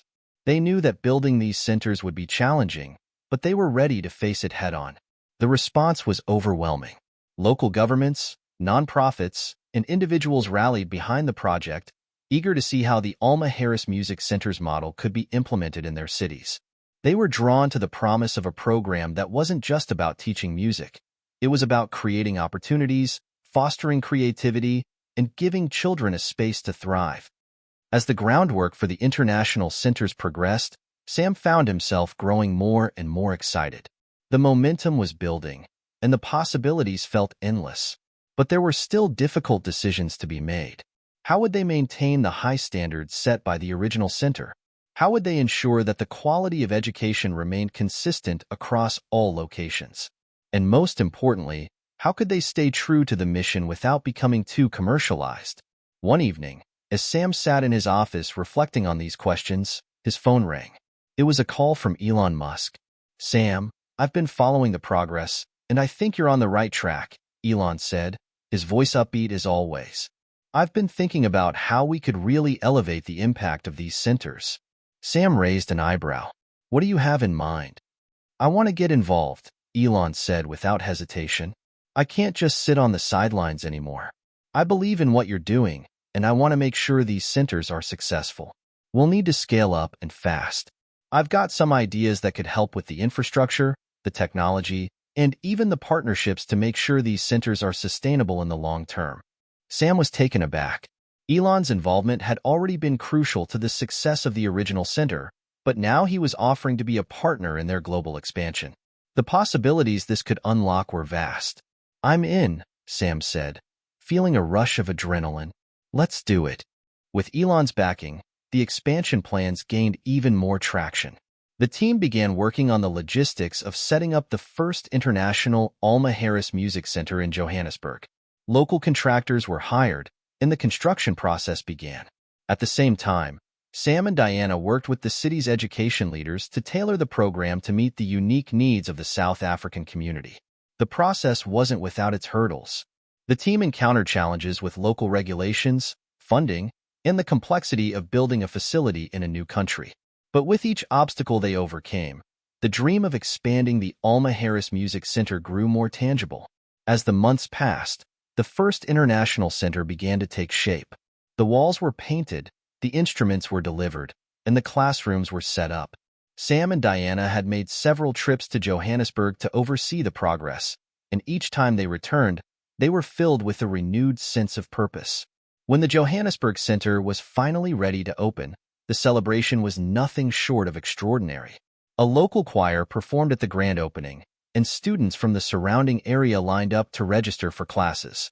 Sam and Diana stood at the front, beaming with pride as the community gathered to celebrate this milestone. "This is just the beginning," Sam said to Diana, his voice filled with emotion. "This center is a testament to everything we've worked for. But now, It's time to take this model to the next city. As the Alma Harris Music Center in Johannesburg began to thrive, Sam and Diana's vision started to feel less like a distant dream and more like a global movement. The expansion had started, and with each new center that opened, the impact of their work multiplied. Sam looked back at the map on his office wall, his finger tracing new paths as they moved forward. The horizon had never looked brighter. And as they set their sights on new cities, on new horizons, Sam knew one thing for sure. The journey was just beginning. With the Johannesburg Center successfully launched and already making waves in the local community, Sam and Diana were more motivated than ever to expand the Alma Harris Music Center's reach to other parts of the world. The momentum was palpable. However, they knew that in order to replicate the success they had achieved back home, they had to be strategic, careful, and committed to the core values of their mission: community, mentorship, and creativity. The next stop on their global journey was Rio de Janeiro, Brazil. The city had always been rich with music and culture. Samba, bossa nova, and other regional sounds filled the air. But, much like many other underserved areas, Rio had its share of challenges, particularly when it came to education. Sam and Diana were determined to build a center that would not only foster musical talent, but also provide a space for young people to escape the harsh realities many faced in the favelas. Weeks before the official launch in Rio, Sam and Diana flew in to meet with local officials, community leaders, and music educators. The atmosphere was charged with anticipation. The idea of a place that could offer not just music but a platform for creative expression was welcomed with open arms. At the meeting, Sam sat at a round table with a group of influential individuals who had expressed support for the center. One of the attendees, Rafael, a well-known Brazilian musician and philanthropist, stood up and spoke passionately about the need for programs that nurtured young talent from disadvantaged backgrounds. "Music has saved my life," Rafael began. "I was born in a favela, and without music, I don't know where I'd be today. It's a powerful tool for social change. What you're doing here is bigger than just teaching music. You're giving kids a chance at a better life." His words resonated deeply with Sam and Diana. Raphael's story mirrored their own vision. They weren't just building a music center, they were creating a lifeline for young people who otherwise might never have had a chance to shine. The meeting ended with a round of applause, and shortly afterward, Sam and Diana stood outside, watching the sunset over the city. The breathtaking view of the favela-studded hills and the glittering coastline made it clear. They had chosen the right place to start the next chapter of their journey. When the grand opening of the Rio Center arrived, the anticipation was electric. The event was filled with local musicians, educators, and dignitaries, but the real stars of the night were the students. A group of young musicians performed a lively samba, showcasing the power of music to bring people together. The crowd cheered as the students played with passion and pride, a testament to the potential of the program. Sam and Diana stood backstage, watching the performance unfold. The energy was palpable, and for the first time since the inception of the center, they could truly see the magnitude of what they had created. This was more than just an educational facility, it was a movement. As they clapped along with the crowd, Diana leaned over to Sam. "This is it. This is what we've been working for." Sam nodded, his eyes fixed on the stage. "It's amazing. We've just begun, Diana. We have so much more to do." Despite the success of the opening, challenges began to emerge. One of the biggest hurdles was ensuring the sustainability of the Rio Center, especially with the economic fluctuations that often hit developing countries. While the local community was eager to support the program, there was always the looming question of long-term funding. In the weeks following the opening, Sam and Diana worked tirelessly to secure more corporate sponsorships and grants. They also launched a crowdfunding campaign to involve the global community in the center's mission. Elon Musk had continued to show support, offering both financial resources and his network to help with fundraising. However, even with the extra help, there was a looming pressure to ensure the center's continued success. The financial realities of running an international network of centers meant that Sam and Diana had to constantly think ahead, making sure that each center wasn't just a short-term success, but a long-term beacon of hope. Meanwhile, back in the United States, the Alma Harris Music Center was still thriving, and its success had continued to draw attention from various media outlets. The story of the center's expansion had made headlines, and Sam found himself fielding interviews and invitations to speak at conferences about the impact of their work.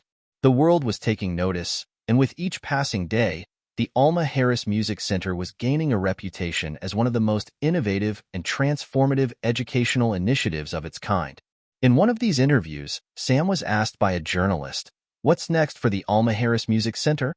What's your vision for the future?" Sam smiled. "We're just getting started. Our goal is to build more centers, to reach more communities, and to keep empowering young people with the tools they need to create, to dream, and to build a better future." Music, technology, education, they're all connected, and when we bring them together, we can change the world.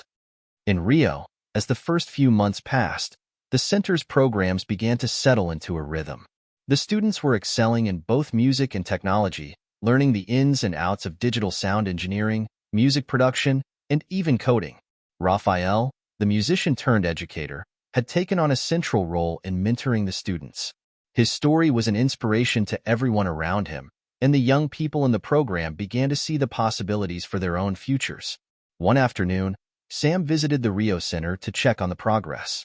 As he walked through the halls, he saw a group of students gathered around a computer, collaborating on a music project. They were using software to create electronic beats and fusing them with traditional Brazilian rhythms. The creativity on display was astounding. "That's amazing," Sam said, approaching the group. "What are you working on?" A young girl with curly hair looked up from the screen and smiled. "We're creating a fusion track, a mix of samba and electronic music. We're calling it Samba 2.0. Sam grinned, impressed by their ingenuity. "I love it. Keep it up, you're making history here." By the end of the year, the Rio Center had surpassed even the most optimistic expectations.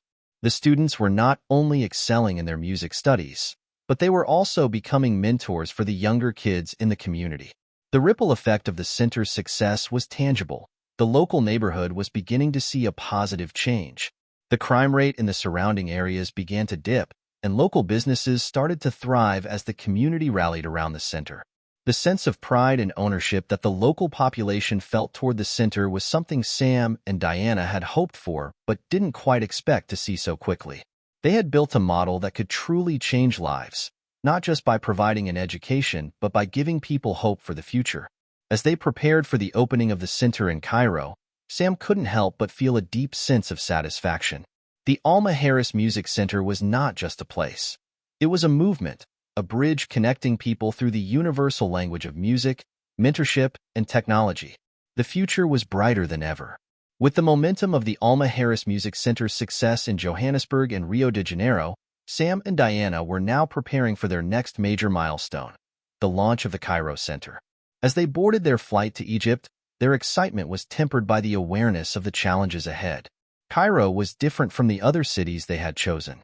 The political climate was complex, the social issues pressing, and the city's infrastructure was a mix of ancient landmarks and rapidly growing modern areas. But Sam and Diana had never been deterred by complexity. If anything, they were energized by the opportunity to tackle the unique set of challenges Cairo presented. They knew that if they could make it work here, they could make it work anywhere. Upon arriving in Cairo, the pair was greeted by a group of local collaborators who had already been working on the groundwork for the new center. The local arts community, much like in Rio and Johannesburg, had shown immense support for the project. Music and art had always been a vital part of Egyptian culture, but access to proper educational resources for the youth had been limited, especially in the more underserved parts of the city. The team in Cairo had scouted an area near the city's outskirts, where poverty and lack of opportunities were more pronounced. The building they had chosen for the center was an old, but sturdy, structure that had once served as a community center. It was not much to look at yet, but Sam could already see its potential. As they toured the facility, the sounds of construction echoed in the background. Workers were busy painting, installing equipment, and setting up classrooms. There was an infectious energy in the air as everyone eagerly worked toward the grand opening. Diana turned to Sam as they walked through the halls, their footsteps echoing in the empty rooms. "This feels different," she said softly. "It's like we're about to create something really special here." Sam nodded, his mind racing with the possibilities. It's different, but it's also the same. The need for what we're doing here is just as strong as it was in Johannesburg and Rio. And if we do this right, it could change this community forever. The grand opening was scheduled for the next month, and Sam and Diana threw themselves into the final preparations. They worked closely with local partners to ensure that the curriculum would be culturally relevant, blending traditional Egyptian music with modern genres and technology. They also made sure to involve local artists, musicians, and educators in the planning process to ensure the center felt rooted in the community. One of the key figures they collaborated with was Farida, a well-known Egyptian composer and musician who had grown up in a nearby neighborhood. Farida's passion for music education was palpable, and her insights into the needs of Cairo's youth were invaluable. Cairo is a city of contrasts, Farida explained during one of their planning sessions. You have the ancient history, the monuments, the music, and then you have the modern struggles of poverty and inequality. The youth here need more than just education. They need a place where they can be heard, where their voices can resonate. Sam and Diana were struck by Farida's words. She understood the importance of music as a form of expression, a way to not only learn but to communicate one's identity and experiences. As the opening day of the Cairo Center approached, the excitement in the city was palpable. The team worked tirelessly to put the finishing touches on the building. When the big day arrived, the center was ready. The ribbon-cutting ceremony was attended by local officials, educators, musicians, and, of course, the community members who would benefit the most from the center's programs. The energy was electric. Students and their families filled the courtyard, eager to see the new facility and learn more about what it would offer. The opening performances included a fusion of traditional Egyptian music and modern sounds, highlighting the cultural diversity that would be at the heart of the center's curriculum. During the ceremony, Sam and Diana stood together, watching as young students performed their first musical pieces. The joy on their faces was unmistakable. These were children who had found a new outlet for their dreams and a new path to follow. "This is why we're doing this," Diana whispered to Sam, her voice filled with emotion. "To give these kids a chance to express themselves, to show the world their talent." As the weeks passed, the Cairo Center quickly became a hub of creativity and learning. Students were diving into music theory, songwriting, and production, but they were also exploring digital media, sound engineering, and technology. The facility was more than just a music school. It was a full-fledged creative incubator where young minds could experiment and grow. Farida was instrumental in helping guide the students, and she quickly became a beloved figure at the center. Her background in classical music, paired with her openness to innovation, made her the perfect mentor for the diverse group of students. From the moment the center opened, it became clear that it wasn't just about learning to play an instrument. It was about finding your voice in a changing world. One afternoon, Sam visited the center to check in on how things were progressing. He wandered through the classrooms, observing the students engaged in various activities. One group was working on a project that combined traditional Egyptian instruments with electronic beats, while another was experimenting with music production software. As he entered one of the main rehearsal rooms, he overheard a conversation between a group of students. They were talking animatedly about the project they were working on, a musical piece that fused Egypt's rich history with futuristic sounds. "You know," one of the students said, "this is what it's all about. Music is where we can bring the past and the future together." Sam smiled as he listened. The words felt like a perfect summary of the center's mission, to create a space where tradition and innovation could coexist and flourish. A few months into the program, the Cairo Center had already begun to attract attention from other parts of the region. Local media had covered the center's opening and success, and Sam and Diana were receiving inquiries from nearby countries interested in replicating the model. As they sat down in Sam's office one evening, discussing the center's progress, Diana turned to him with a thoughtful expression. "What if we could take the Alma Harris Music Center model to even more cities across Africa and the Middle East? What if we could bring together different cultures, different musical traditions, and create something that truly reflects the diversity of this part of the world?" Sam leaned back in his chair, a smile tugging at the corners of his mouth. "It's a great idea, Diana, but let's take it one step at a time. We've created something amazing here, and now we have to make sure it's sustainable. We need to continue to build relationships, not just with local governments, but with the artists and communities who will be the heart of this. Diana nodded, her eyes filled with determination. We'll make it work. This is just the beginning. With Cairo now firmly established, the Alma Harris Music Center's global expansion continued to gain momentum. The model was being tested and refined, but with each new city that joined the network, Sam and Diana's dream of building a worldwide platform for creative expression and opportunity was becoming a reality. The echoes of change were spreading, and the world was listening. The Alma Harris Music Center's expansion had reached a pivotal moment. The launch of the Cairo Center had been an undeniable success, and the momentum that followed was something Sam and Diana could hardly believe. Yet, as the foundation of their global network grew stronger, they began to see that their dream was evolving into something much bigger than they had originally imagined. It wasn't just about teaching music. It was about changing entire communities, opening doors for youth in cities across the globe, and creating a ripple effect of opportunity. As Sam and Diana continued to grow the Alma Harris Music Center, they began to receive inquiries from all over the world. From Asia to South America, from Europe to the Middle East, there was an undeniable hunger for what they were offering. A platform for young people to not only learn music, but to connect with other like-minded individuals across cultural divides. The Alma Harris Music Centers were quickly becoming a symbol of hope and empowerment. Sam was sitting at his desk late one night, looking over emails from their international partners. His phone buzzed with a message from Rafael, the musician they had worked with in Rio. Rafael was in the middle of organizing a new initiative, a music festival in Rio that would feature young talents from the Alma Harris Music Center, but it wasn't just about the music. It was about the message. Sam, I've been thinking about something, Rafael's message read. What if we created a global collaboration? A digital concert that brings together students from all the centers in Johannesburg, Rio, Cairo, and beyond. We could stream it to the world and show people what we're doing. It'll be a symbol of unity, of hope. Sam leaned back in his chair, staring at the message. The idea was brilliant. It was exactly what they needed to unite the centers in a way that would not only amplify their mission, but also raise awareness on a global scale. The concept of a digital concert would give young musicians from different cultures the opportunity to collaborate, showcasing the diversity of their collective talents. Excited by the possibilities, Sam immediately sent a reply. I love it. Let's make it happen. I'll call Diana in the morning and start working on the logistics. We're going to need a team to pull this off, but I believe it's time to show the world what the Alma Harris Music Center is all about. The planning for the global digital concert began in earnest. Sam and Diana flew to Johannesburg to meet with their team there and get the ball rolling. They knew that in order for this event to be successful, it needed to go beyond just a performance. It needed to be a statement.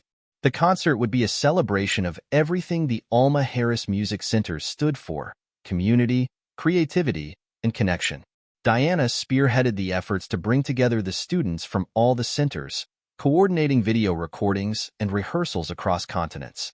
Meanwhile, Sam focused on the logistics, finding sponsors, working with a streaming platform, and ensuring that the concert would reach a global audience. The team worked tirelessly. The students in Cairo, Johannesburg, and Rio were all in on the idea, eager to be part of something bigger than themselves. Each group would perform a piece representing their own cultural heritage, blending traditional music with modern sounds and digital production.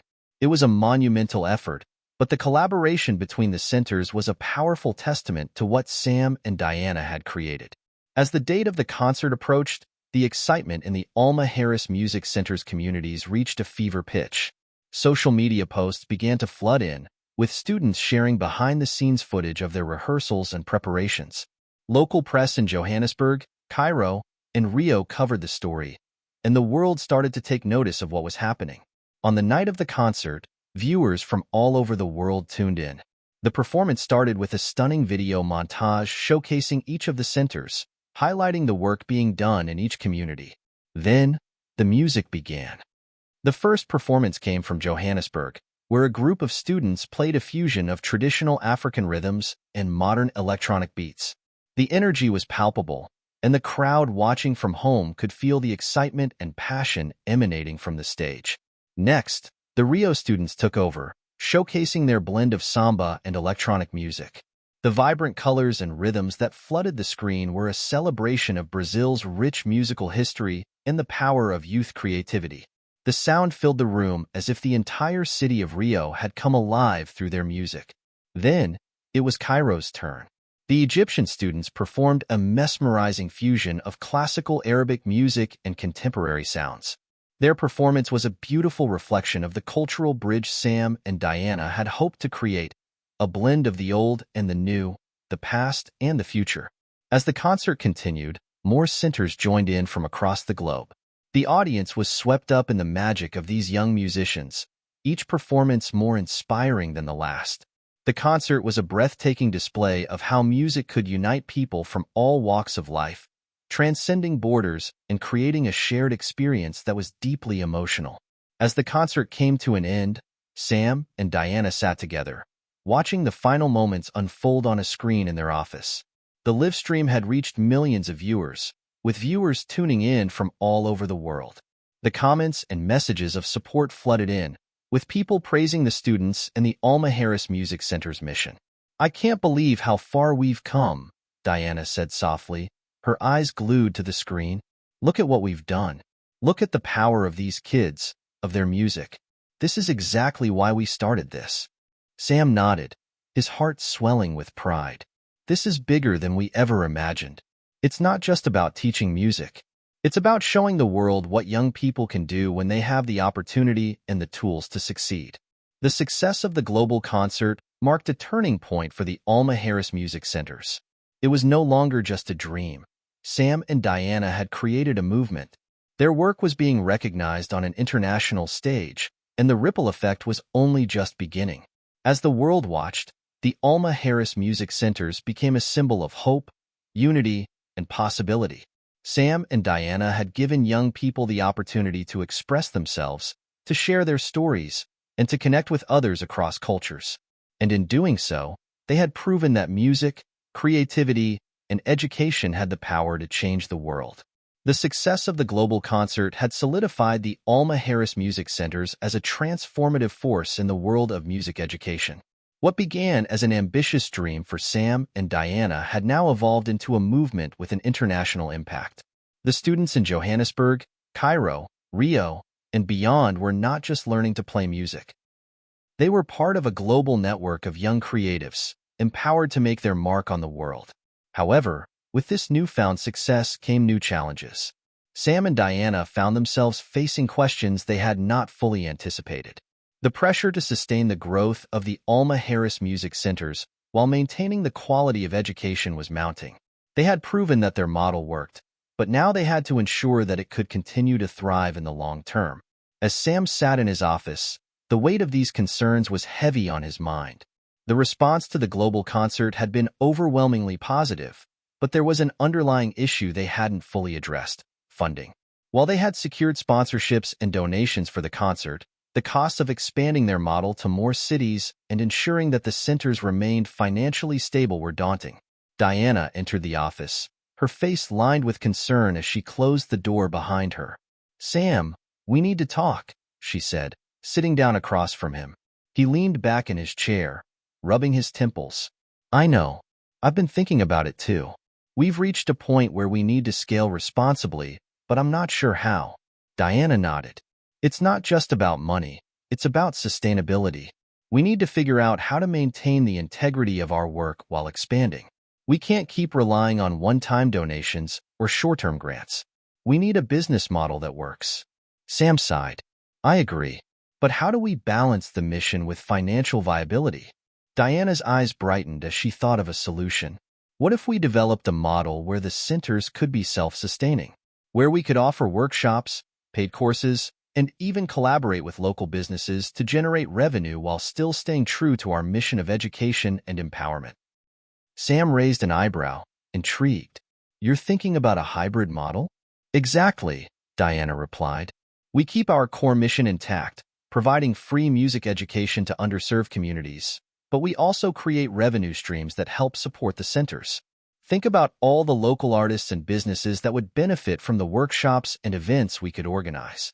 It's about creating a sustainable ecosystem that works for everyone. Sam thought about it for a moment. It could work. We could offer professional development for musicians, teach music production, host live events, even sell some of the students' original music. The centers could become a hub for the local music scene, with a focus on mentorship and community engagement. The two spent the next several weeks exploring this hybrid business model.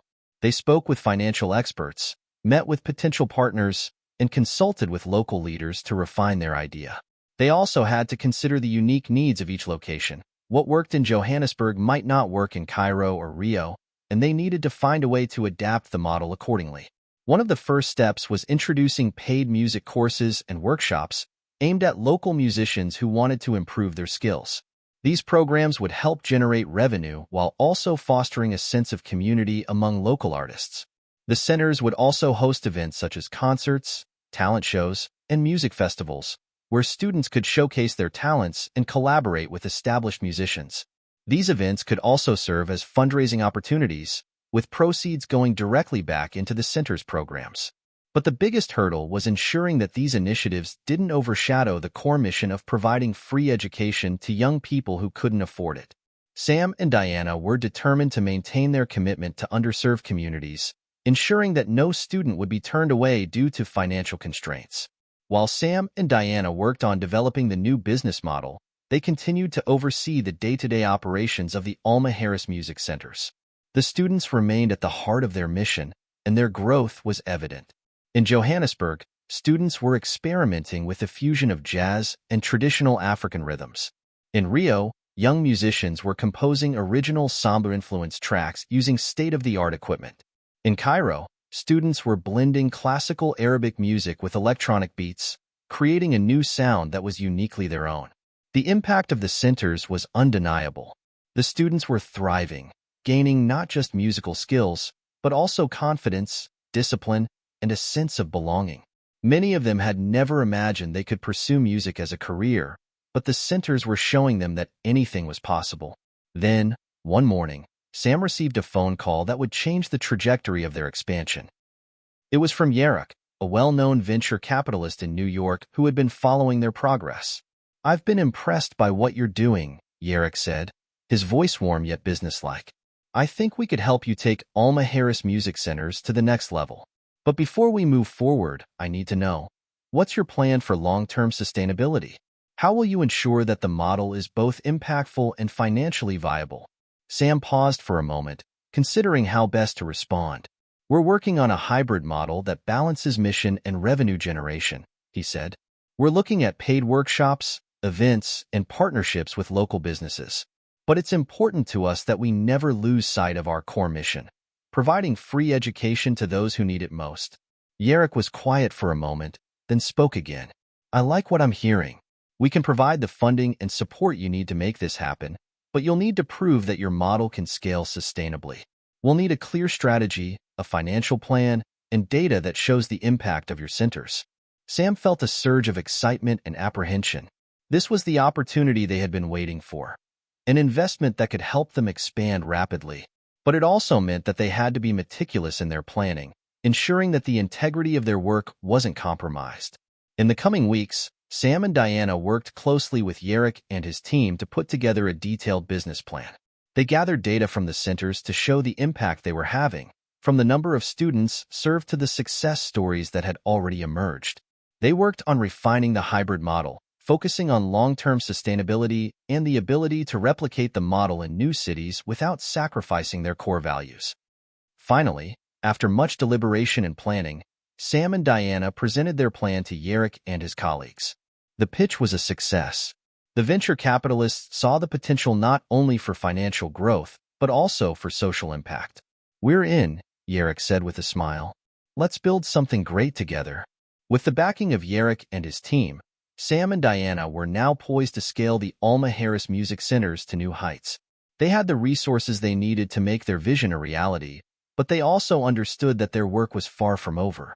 The true challenge now was balancing growth with sustainability, ensuring that every decision they made kept the needs of the students at the forefront. As they prepared for the next phase of their journey, Sam and Diana knew one thing for sure. They had created something that was bigger than themselves. The ripple effect of their work had already begun, and it was only going to grow stronger from here.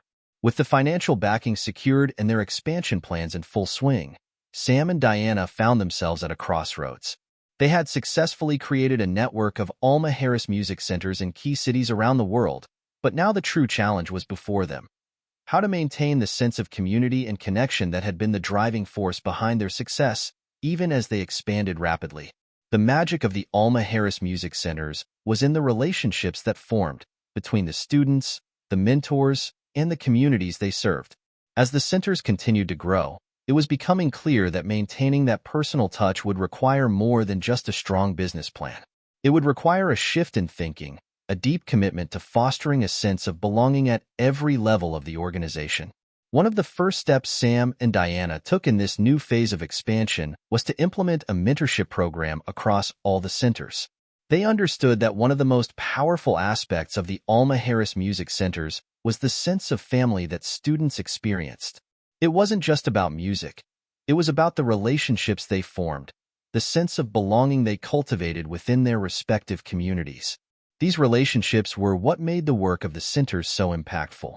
They invited accomplished musicians, local artists, and even former students who had moved on to successful careers to become mentors for the younger generations. The mentors would not only help the students develop their musical skills, but also guide them in navigating their personal journeys, offering support and encouragement when needed. In Johannesburg, one of the first mentors to step up was Thuli, a jazz saxophonist who had grown up in the same neighborhood where the Alma Harris Music Center was located. Thuli had been a student at the center just a few years earlier, and now, as a professional musician, she was eager to give back to the next generation of aspiring artists. Thuli had always believed that music had the power to change lives. She knew what it felt like to grow up with limited resources and few opportunities, and the Alma Harris Music Center had provided her with the tools and support she needed to pursue her passion for music. Now, it was her turn to help others do the same. "I know what it's like to feel like your dreams are out of reach," Thuli told the group of students she was mentoring. "But if you keep working hard and staying focused, anything is possible. You all have something unique to offer the world, and I'm here to help you find your voice." The mentorship program was a resounding success, and soon similar initiatives were being launched at the Alma Harris Music Centers in Cairo, Rio, and beyond. The students began to feel more connected to the work they were doing, knowing that they had a network of support behind them. It wasn't just about learning music. It was about personal growth, building resilience, and learning how to navigate the challenges life threw at them. But while the mentorship program was thriving, Sam and Diana were still focused on one key issue: how to sustain this community-driven approach as the centers expanded into new cities. They had successfully brought their model to 4 major cities, but they dreamed of reaching more. Cities like Lagos, Manila, Mumbai, and even smaller towns in the U.S. had shown interest in the Alma Harris Music Centers, and the demand was growing. To manage this expansion, Sam and Diana knew they needed to create a structure that would allow for each center to operate independently while still being tied to the larger Alma Harris Music Center network. The solution came in the form of a decentralized model, a system that allowed each city to have its own leadership team, but with a set of shared values and principles that connected all of them. They worked on developing a comprehensive training program for the new directors and staff at each location, focusing not only on the technical aspects of running a music education center, but also on the core values that had made the Alma Harris Music Center so successful: inclusivity, empowerment, and community. Sam and Diana knew that the leadership at each center needed to embody the spirit of the Alma Harris Music Center, and they were determined to hire people who were passionate about the mission and could bring that passion to their local communities. They traveled to Lagos, Manila, and Mumbai to meet with potential candidates, searching for individuals who not only had the experience and expertise, but also understood the importance of creating an environment where students could thrive. In Lagos, Sam met with a young woman named Amina, who had spent years working in the local music scene. Amina had built a reputation as a mentor and community leader, and she was eager to help build a music education center that could empower young people in the city. During their meeting, Sam was struck by her dedication to her community. "I want to create something that lasts," Amina said, her voice full of conviction. "Something that will help these kids see that they don't have to leave their neighborhoods to find success." Music can bring the world to them, and I want to help them find that. In Manila, Diana met with Marco, a former classical pianist turned community organizer who had worked with underprivileged youth for years. Marco was driven by the belief that music could bridge cultural divides and bring people together, and he saw the Alma Harris Music Center as the perfect vehicle to create positive change in his city. "I've seen the power of music in this community," Marco explained. "I've watched young people who thought they had no future transform into confident, capable individuals. I want to bring that same hope to others who need it most." With Amina in Lagos, Marco in Manila, and similar leaders in place in Mumbai and beyond, Sam and Diana felt a sense of relief. They were beginning to see the seeds of their dream come to fruition in places they had never imagined. Their work was no longer just a handful of music centers. It was becoming a global network of empowerment, and each leader was deeply committed to the mission.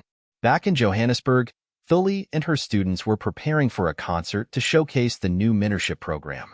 The performance was going to be held at a local venue, and students from the center had been rehearsing for weeks. The excitement was palpable, not just among the students but also within the local community. For many of the students, this was their first opportunity to perform in front of a live audience, and the stakes felt high. On the night of the performance, the venue was packed. Family members, friends, and even local dignitaries had come to support the young musicians. As Thuli introduced each performance, she couldn't help but feel proud of the progress these students had made. They weren't just playing music. They were telling stories, sharing their voices, and showing the world who they were. The concert was a success, and the crowd cheered loudly as the final performance ended.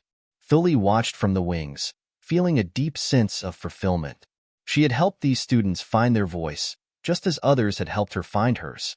It was a full-circle moment that made all the challenges worth it. As Sam and Diana reflected on the success of the mentorship program and the progress they had made in their expansion efforts, they knew that the work was far from over. But one thing was clear. The Alma Harris Music Centers were no longer just about music. They were about community, about giving young people the tools they needed to succeed, and about creating lasting change. The ripple effect they had started was continuing to grow, and Sam and Diana were more determined than ever to see it through. The Alma Harris Music Centers were thriving, with new hubs opening across the globe, each one a beacon of hope and creativity. Sam and Diana had turned their dream into a worldwide movement, but as the organization expanded, so did the challenges that came with it.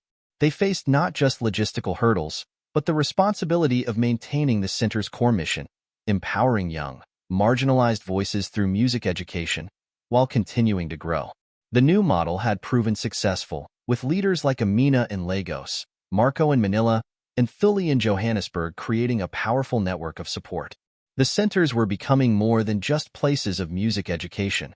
They were becoming community pillars, places where young people could find a sense of belonging, purpose, and opportunity.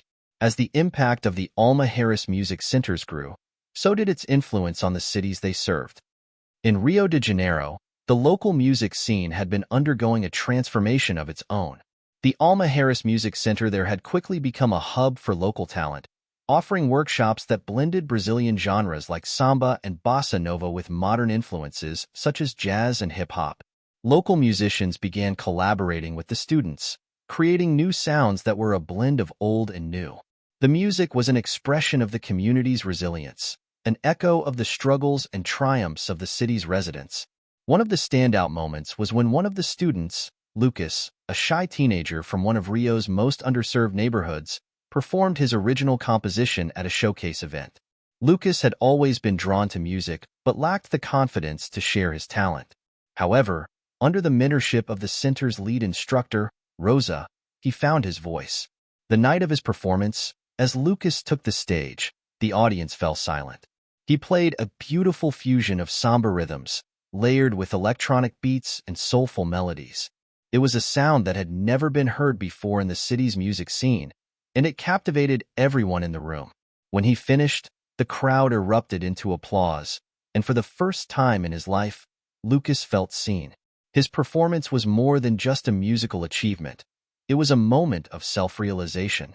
The Alma Harris Music Center had given him the space and the confidence to express himself, and it was just the beginning. Back in Johannesburg, Thule was facing a new challenge. While the mentorship program was flourishing, many of the students, particularly those from disadvantaged backgrounds, still struggled to find stable career paths in music. The industry was difficult to break into, and the students' talents often went unrecognized outside of the local community. But Thule wasn't deterred. She knew that while musical talent was important, success in the music industry also required skills like networking, entrepreneurship, and marketing. So, she began organizing a series of workshops focused on these areas, inviting local artists, music producers, and industry professionals to speak to the students. She wanted to equip them with the tools they needed to navigate the music business, not just as musicians, but as professionals. One of the workshops featured a panel of successful African artists who shared their stories of overcoming the odds to build successful careers. The students listened intently, taking notes and asking questions. For many, it was the first time they had heard these stories of perseverance and resilience from people who looked like them. Thule watched the students as they listened. She could see the spark in their eyes, the belief that they too could make a career in music, no matter the obstacles. The seeds of possibility had been planted, and the Alma Harris Music Center was providing the soil for them to grow. In the U.S., the Alma Harris Music Centers were also making waves. The center in New York City had recently hosted a community concert, showcasing the work of students from various backgrounds. The event had been a huge success, drawing a diverse crowd from across the city. One of the standout performances came from Sarah, a young woman from a working-class neighborhood in Brooklyn, who had joined the center's program after struggling with bullying and isolation in school. Sarah had always been a gifted singer, but her lack of confidence had kept her from pursuing her passion. At the Alma Harris Music Center, however, she had found a safe space to develop her voice.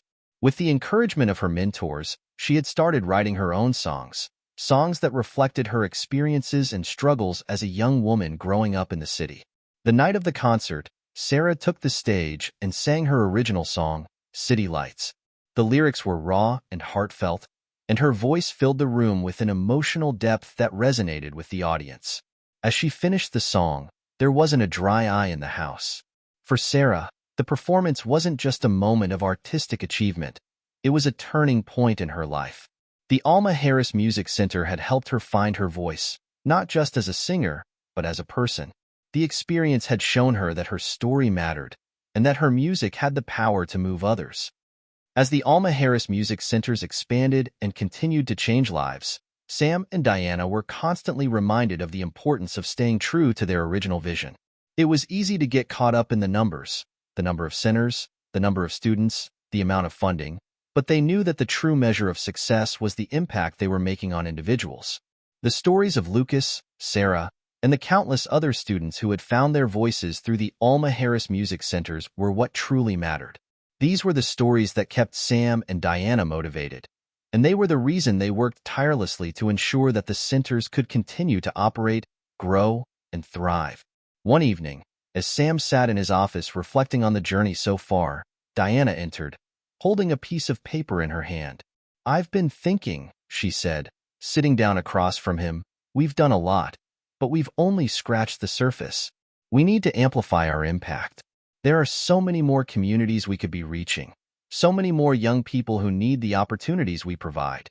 Sam looked at her, a knowing smile spreading across his face. "I've been thinking the same thing. But how do we take it to the next level?" Diana's eyes sparkled with excitement. "What if we partnered with local governments and organizations to bring the Alma Harris Music Centers to even more cities? We could create a global network that not only focuses on music, but also on community development. We could use music as a tool to address social issues, create jobs, and inspire change." Sam leaned forward, his mind racing with possibilities. "That's exactly what we need. A movement that goes beyond music and taps into the power of community to drive social change." It was a vision that felt both ambitious and achievable, and Sam and Diana knew that with the right partnerships and the continued support of their mentors, they could make it a reality. The Alma Harris Music Centers had already proven that music could change lives, but now they were ready to prove that it could change entire communities. The ripple effect had begun, and Sam and Diana were ready to take it even further. The story of the Alma Harris Music Centers was still unfolding, and they knew that the best was yet to come. As Sam and Diana's vision for the Alma Harris Music Centers continued to expand, the idea of transforming not just individuals, but entire communities, took root. The concept of using music as a tool for broader social change started gaining momentum. The centers had already shown their power in creating a safe space for young people to discover their talents and find their voices, but now they were ready to expand that impact even further into the areas of social entrepreneurship, education, and community development. In their meeting rooms, Sam and Diana pored over data and maps, analyzing cities that had expressed interest in the Alma Harris Music Centers. There were applications from places in need of revitalization, under-resourced communities with a wealth of untapped potential. They began to realize that opening more centers was only part of the solution. What if they could take a more integrated approach to community development? What if each center could serve as a beacon for not only music, but for overall social progress? Their new plan centered around a multifaceted approach. 1. Music education as empowerment. They would continue to focus on providing high-quality music education, but they would also expand their offerings to include life skills workshops. These workshops would teach skills in entrepreneurship, leadership, and financial literacy, tools that would help students navigate the world beyond music. 2. Job creation through music and arts. Each center would partner with local businesses and organizations to create job opportunities for students and their families. By working with local governments and businesses, they could offer internships, apprenticeships, and employment programs specifically geared toward young people interested in music and the arts. 3. Community engagement and social responsibility. Sam and Diana knew that the Alma Harris Music Centers couldn't simply exist within a bubble. They had to engage deeply with each community they were part of. They began to explore ways to integrate the centers into local cultural and social issues, whether it be by working with local schools, supporting the arts and local festivals, or using their platform to raise awareness about environmental or social justice causes. The idea of these community-centered music hubs was met with enthusiasm as Sam and Diana began meeting with local governments and non-profit organizations to discuss partnerships. Cities like Lagos, Cairo, and Mumbai were particularly interested, as these were places that had long struggled with issues such as unemployment, underprivileged education systems, and a lack of infrastructure for young people. Their first official partnership came when they were approached by a government official in Lagos. The official had been hearing about the success of the Alma Harris Music Centers in other cities and saw an opportunity to revitalize some of Lagos's most disadvantaged neighborhoods. "We need more than just educational opportunities," the official said. "We need to create jobs, invest in local talent, and create spaces where young people can not only learn but also contribute to their communities. Your vision of a music education center as a tool for economic and social change fits perfectly with our goals." Sam and Diana's meeting in Lagos was a game-changer. They began planning a new prototype for the Alma Harris Music Centers that would combine the power of music with the urgency of social progress.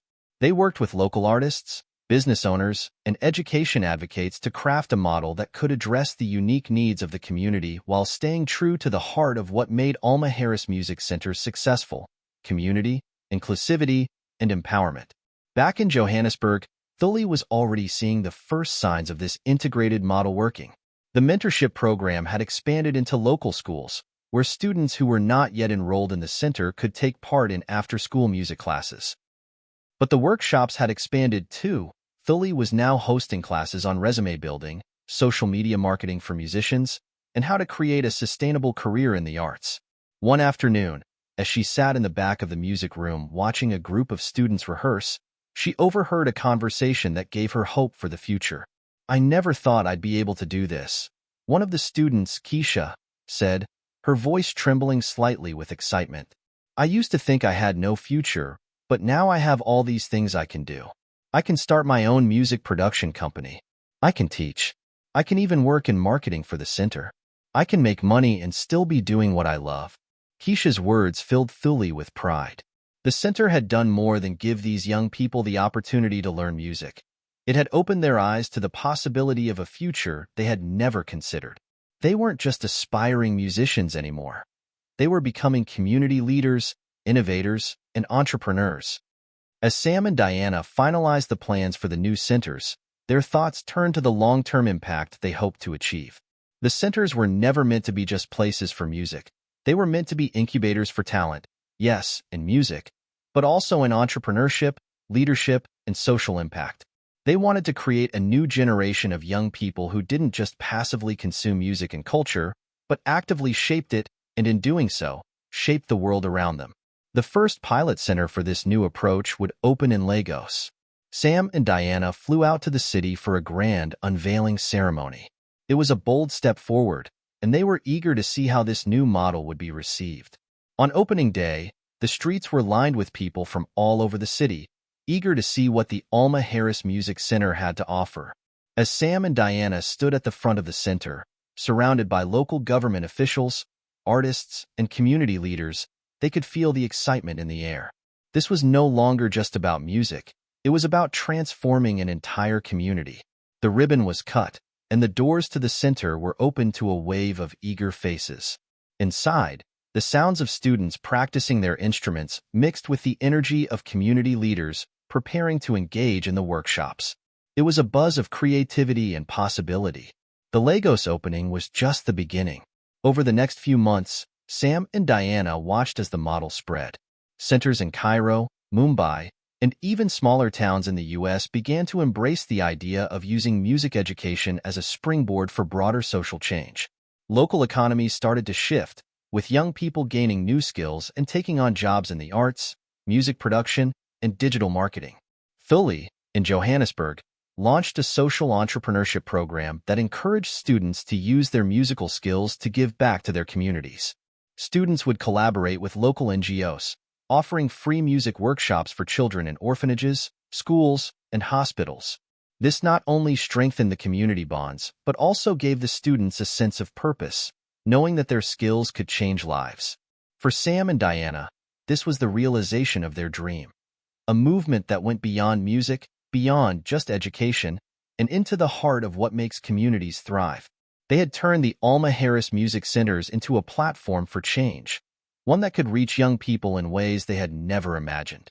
As the ripple effect spread, Sam and Diana couldn't help but feel a sense of pride. They had created more than a network of music centers.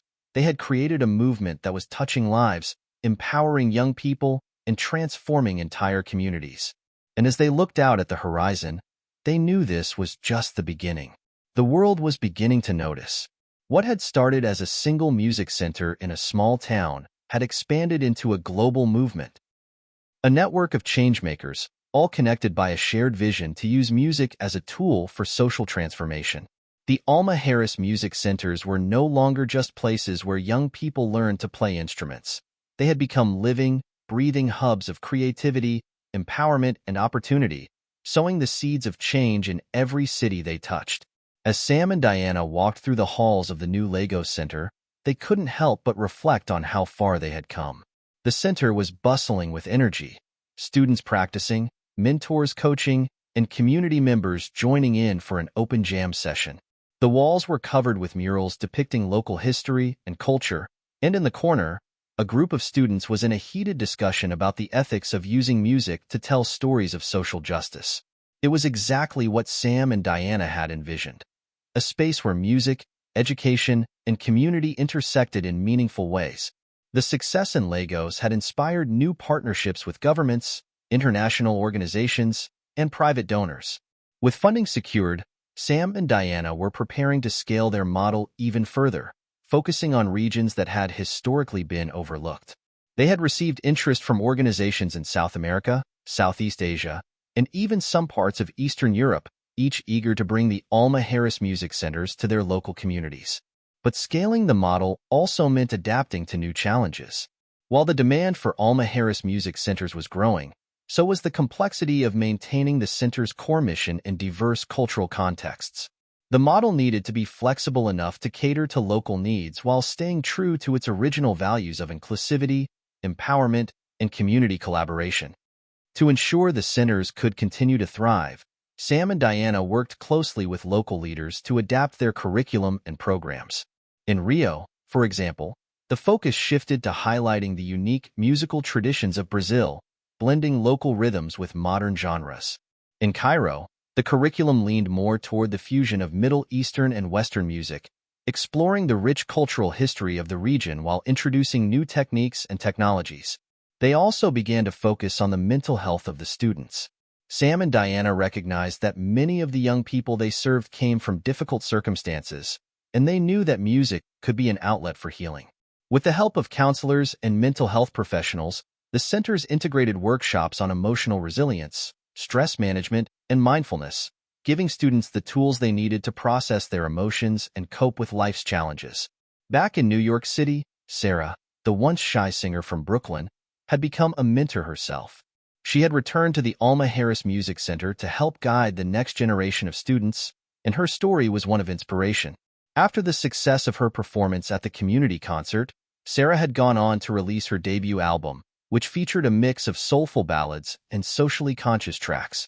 She had become an advocate for mental health awareness in the music industry, using her platform to speak out about the pressures young artists faced.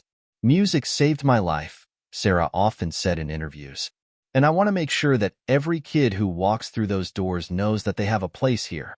Music isn't just about being good at an instrument. It's about finding your voice and expressing who you are. That's what we do at Alma Harris. We give kids a platform to be seen, heard, and celebrated."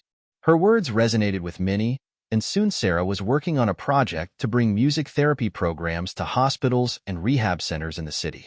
It was an example of how the Alma Harris Music Centers were creating a ripple effect. Students who had found their way to success through music were now giving back, helping others along the way. In Johannesburg, Thuli's social entrepreneurship program was expanding rapidly. She had partnered with local businesses to create an internship program that allowed students to work alongside professionals in the music industry. Whether it was in event management, sound engineering, or marketing, the students were gaining real-world experience that prepared them for careers in the arts. One of the standout students from this program was Kwame, a young man from Soweto who had initially joined the center to learn to play guitar. He had always dreamed of becoming a musician, but his family couldn't afford to send him to a formal music school. At Alma Harris, Kwame found his passion not just in playing music, but in the business side of the industry. Through the internship program, he began working for a local music festival, where he helped coordinate logistics and stage management. His hands-on experience was invaluable, and before long, Kwame was offered a full-time position at the festival. Kwame's story was just one example of how the Alma Harris Music Centers were not only developing musical talent, but also equipping young people with the skills needed to build sustainable careers in the arts. With the continued success of the centers, Sam and Diana began planning for a major milestone: a global summit where leaders from all of the Alma Harris Music Centers could come together to share their experiences, brainstorm solutions to common challenges, and collaborate on future projects. The summit would be held in Johannesburg, where the first truly international network of Alma Harris Centers was beginning to take shape. The event would bring together not just the founders and staff, but also students, mentors, and local partners who had helped shape the movement. The summit would feature performances, panel discussions, and workshops on everything from music education to community development, and it was sure to be a turning point in the growth of the Alma Harris Music Centers. As the final preparations for the summit were underway, Sam and Diana stood together on the balcony of their office in New York, overlooking the skyline. It was a quiet moment, the calm before the storm of activity that was about to unfold. "It's all coming together," Diana said, her voice filled with both pride and exhaustion. "I can't believe how far we've come." Sam nodded, his gaze fixed on the horizon. "It's been a wild ride, but we've only just started. This is the beginning of something even bigger." They both knew that the Alma Harris Music Centers were on the verge of something monumental. The impact they had already made was undeniable, but they also knew that the real work was just beginning. There were still so many communities to reach, so many young people to empower, and so many lives to change. But with the support of their mentors, their team, and the growing network of Alma Harris Music Centers around the world, Sam and Diana were ready for whatever the future held. The ripple effect they had set in motion had already started to change the world, and they knew that it would only continue to grow. The Alma Harris Music Centers are now a global movement that continues to inspire and transform the lives of young people around the world. They are more than just music schools. They are spaces of empowerment, community, and creativity. Through music, mentorship, and social entrepreneurship, the Alma Harris Music Centers have become a force for positive change, one note at a time. As the years pass, more centers open in cities across continents, and the voices of young people grow louder and more confident. The vision of Alma Harris lives on, echoing through the lives of the countless individuals who have been touched by the power of music and community. And for Sam and Diana, it's just the beginning. The future is wide open, and the echoes of their work will continue to resonate for generations to come.